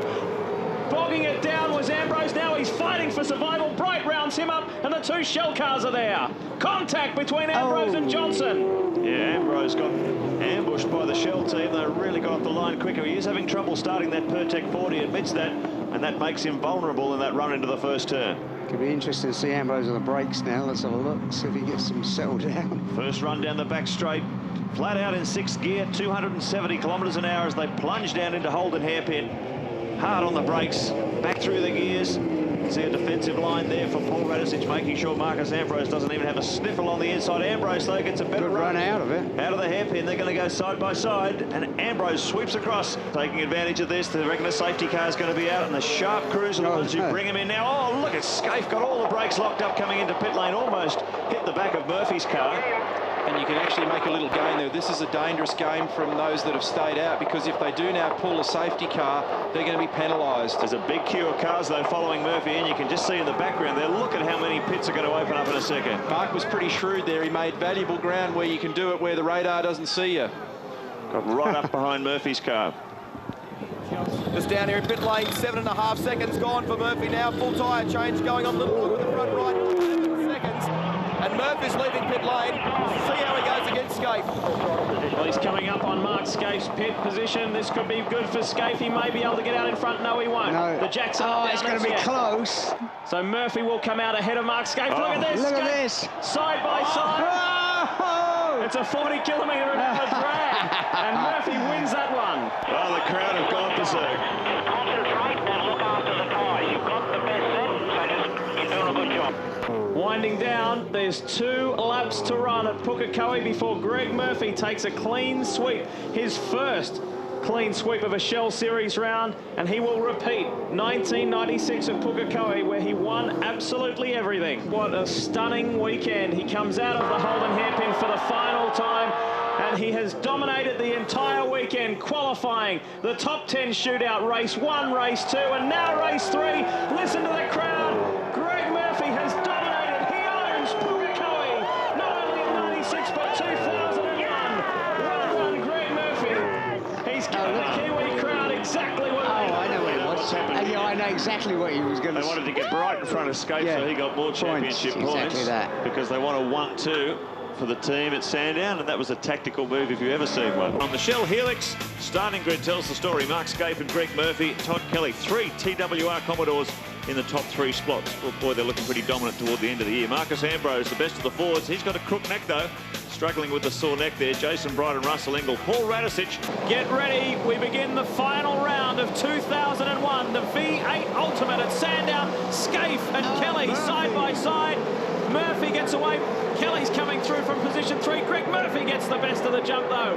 And Murphy picks up where he left off in New Zealand. Larry Perkins had a shocker and has drifted right towards the back of the field after qualifying very strongly. That was a brilliant start from Murphy, though. Scaife just spun the wheels. Car's rolled, and it's McConville. Look at that, McConville's gone over. One of the problems into turn 1 down there is the road narrows up on the left-hand side. McConville's being caught out. Scaife is the race leader from Jason Bright. It's an HRT 1-2 at the moment. I think you'll find that, you say these things and then you get shot down, that Scaife and Bright are likely to stay out there for a while. Now, of course, if there is a safety car incident, then that's going to work against them. But if you can run on this set of tyres for a little longer, you're going to have another set that are younger for longer. They'll probably peel off and make a goose of it here.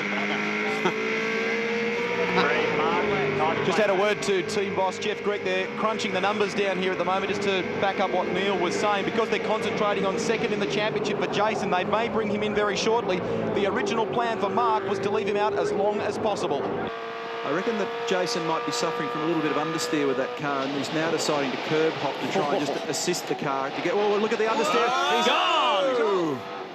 Bright goes off the circuit. Murphy says, thank you, I'll take second. He has a brief lock-up, keeps it all together. Here comes Kelly. Oh, Bright has come to a halt. Something's happened to Bright's car, and evasive action was taken by Kelly and Bright. What on earth happened there? He came almost to a standstill. Look, he's getting back to speed now. It's like he couldn't get a gear or something. But you could see graphically from that shot on Greg Murphy's car, Jason Bright just went a little bit deeper under brakes that time over the top. It was too deep, and he lost control through the S's. So half a lap to go. Scaife from Lowndes, the former teammates, now rivals. And back in third, Todd Kelly. So Scaife is bringing it home in the first of 3 races for the V8 Ultimate. Last year at the sprint round here at Sandown, it was a Ford banquet. Well, Mark Scaife is changing that right here and now for 2001. We've got 2 big ones to come tomorrow, but he starts the weekend with a victory. Mark Scaife takes out race 1 at the V8 Ultimate. in fine style. 5.3 seconds, the margin of victory. We're seconds away from a start. It's the opening race of the day, but it's race 2 of 3 over the weekend. Lowndes and Scaife from the front row, and it looks like Lowndes won that, hands down. Side by side, no, Scaife has come back. Wow, great comeback there, and Greg Murphy blasts through the field. Look at Murphy on the outside. This has been an outstanding run from him. His teammate Todd Kelly's on the inside. The Kmart Commodores are flying. I'd say Lowndes has got some kind of problem, because he definitely got a better start, but he's lost so many places in the run up. He lost it quite quickly. His jump was good, but then he got a lot of wheel spin thereafter, and the 3 Holdens shot to the front. So Mark Scaife leads them round through turn 4. Greg Murphy, boy, did he pounce. He came from 8th right up to 2nd before the first turn. Bright has dropped back. Good start by David Bernard in the Haviland Ford. Here we go. Where Larry is, he's a bit further back in the pack. That's his teammate Russell Ingall up ahead. And where's Larry? There he is. There's Larry there. Now watch this. Around the outside of McConville. And he's just behind Romano, so it looks like it might have been some sort of... Look at this. There were 6 cars involved in it. 7. Oh, and Larry's already got a fire on board. McConville avoided that incident, but Larkham was in there, Wheel was in there, Anthony Trapp was involved as well. Just about ready to go green. Scaife brings them back onto the main straight. Here we go. Look at Lowndes trying to get the early jump on Todd Kelly, then switches back to the inside. It's a drag race down the front straight. Radicic on the inside of Marcus Ambrose as well. Ambrose tries to squeeze, can't do it. And look at Bargwanna, comes right around the outside. Plenty of positional changes as they try and regain composure. Radicic squeezes Lowndes. Can he keep it on the black stuff? Yes, he can. Radicic has come from 20th to 4th. And a Kmart 1-2 coming up. Greg Murphy holding on to 2nd. Lowndes is still in 3rd, some 4 seconds behind Greg Murphy. But the last couple of corners here at Sandown, a dry race 1, a very, very wet race 2. And look at that. They say, you legend, you legend. Todd Kelly brings it home. Victory for the Victorian youngster. Great win for Todd Kelly. His teammate Greg Murphy is some 12 seconds behind. There is the Kmart team, Rob Crawford and his gang. We get ready for this 3rd and final race, and we have had it confirmed that it is a safety car start. There's quite a bit of water laying around this 3.1 kilometre Sandown circuit. This will be a tough one. Lights are out, and we are getting ready to go now. Here we go. Todd Kelly brings them onto the main straight. After 2 laps, pit window is officially open. And we begin the final race of the 2001 season. Look at Scaife on the inside of Lowndes, side by side. The number 1 HRT machine is there. That's a successful move. Another Kmart 1-2 as they come through Holden corner under full green, full speed racing conditions in this very slippery track. It's a Kmart 1-2 as they finished race 2. Look at Scaife splashing through the puddles right up against the curbs there. Craig Lowndes right in his mirrors, and then there's the Pertec Ford. Bargwanna was very quick too to nip up the inside of Paul Radicic, so he's moved up 1 position already. Well, here's more cars. Scaife, Stephen Richards is involved. This is getting crazy, it's getting silly. Mark will be able to hear the thing scraping. And I'd say that Jeff Gregg will have already told Mark to come on in. Parked in the sand. So a tough race for both FTR Falcons. You have to feel a little sorry for Marcus Ambrose that he's not going to get his maiden V8 Supercar win. But for Craig Lowndes, he's endured it and he wins the final race of 2001. Ends the year on a high note for Gibson Motorsport. Yeah, and it's a very disappointing end too. It had been going so well, but the conditions here are just so treacherous, Mark. Yeah, that was a silly mistake of mine. I hit up the inside. Right, I was going to make it okay, and understeered pretty wide and got up on the curb. And I was a bit excited about getting back on the black stuff and spun around, so I ended up hitting Steve Richards. He was the innocent party in the end, so that was a bit dumb. Not a good way to finish our year. I would have really loved to have gone a bit better in that one. Like to save the final award, and it's a big award. He's the man who's dominated the Shell Championship Series this year. Didn't go out the way he wanted to, but I want a big Sandown welcome for our new champion, Mark Scaife.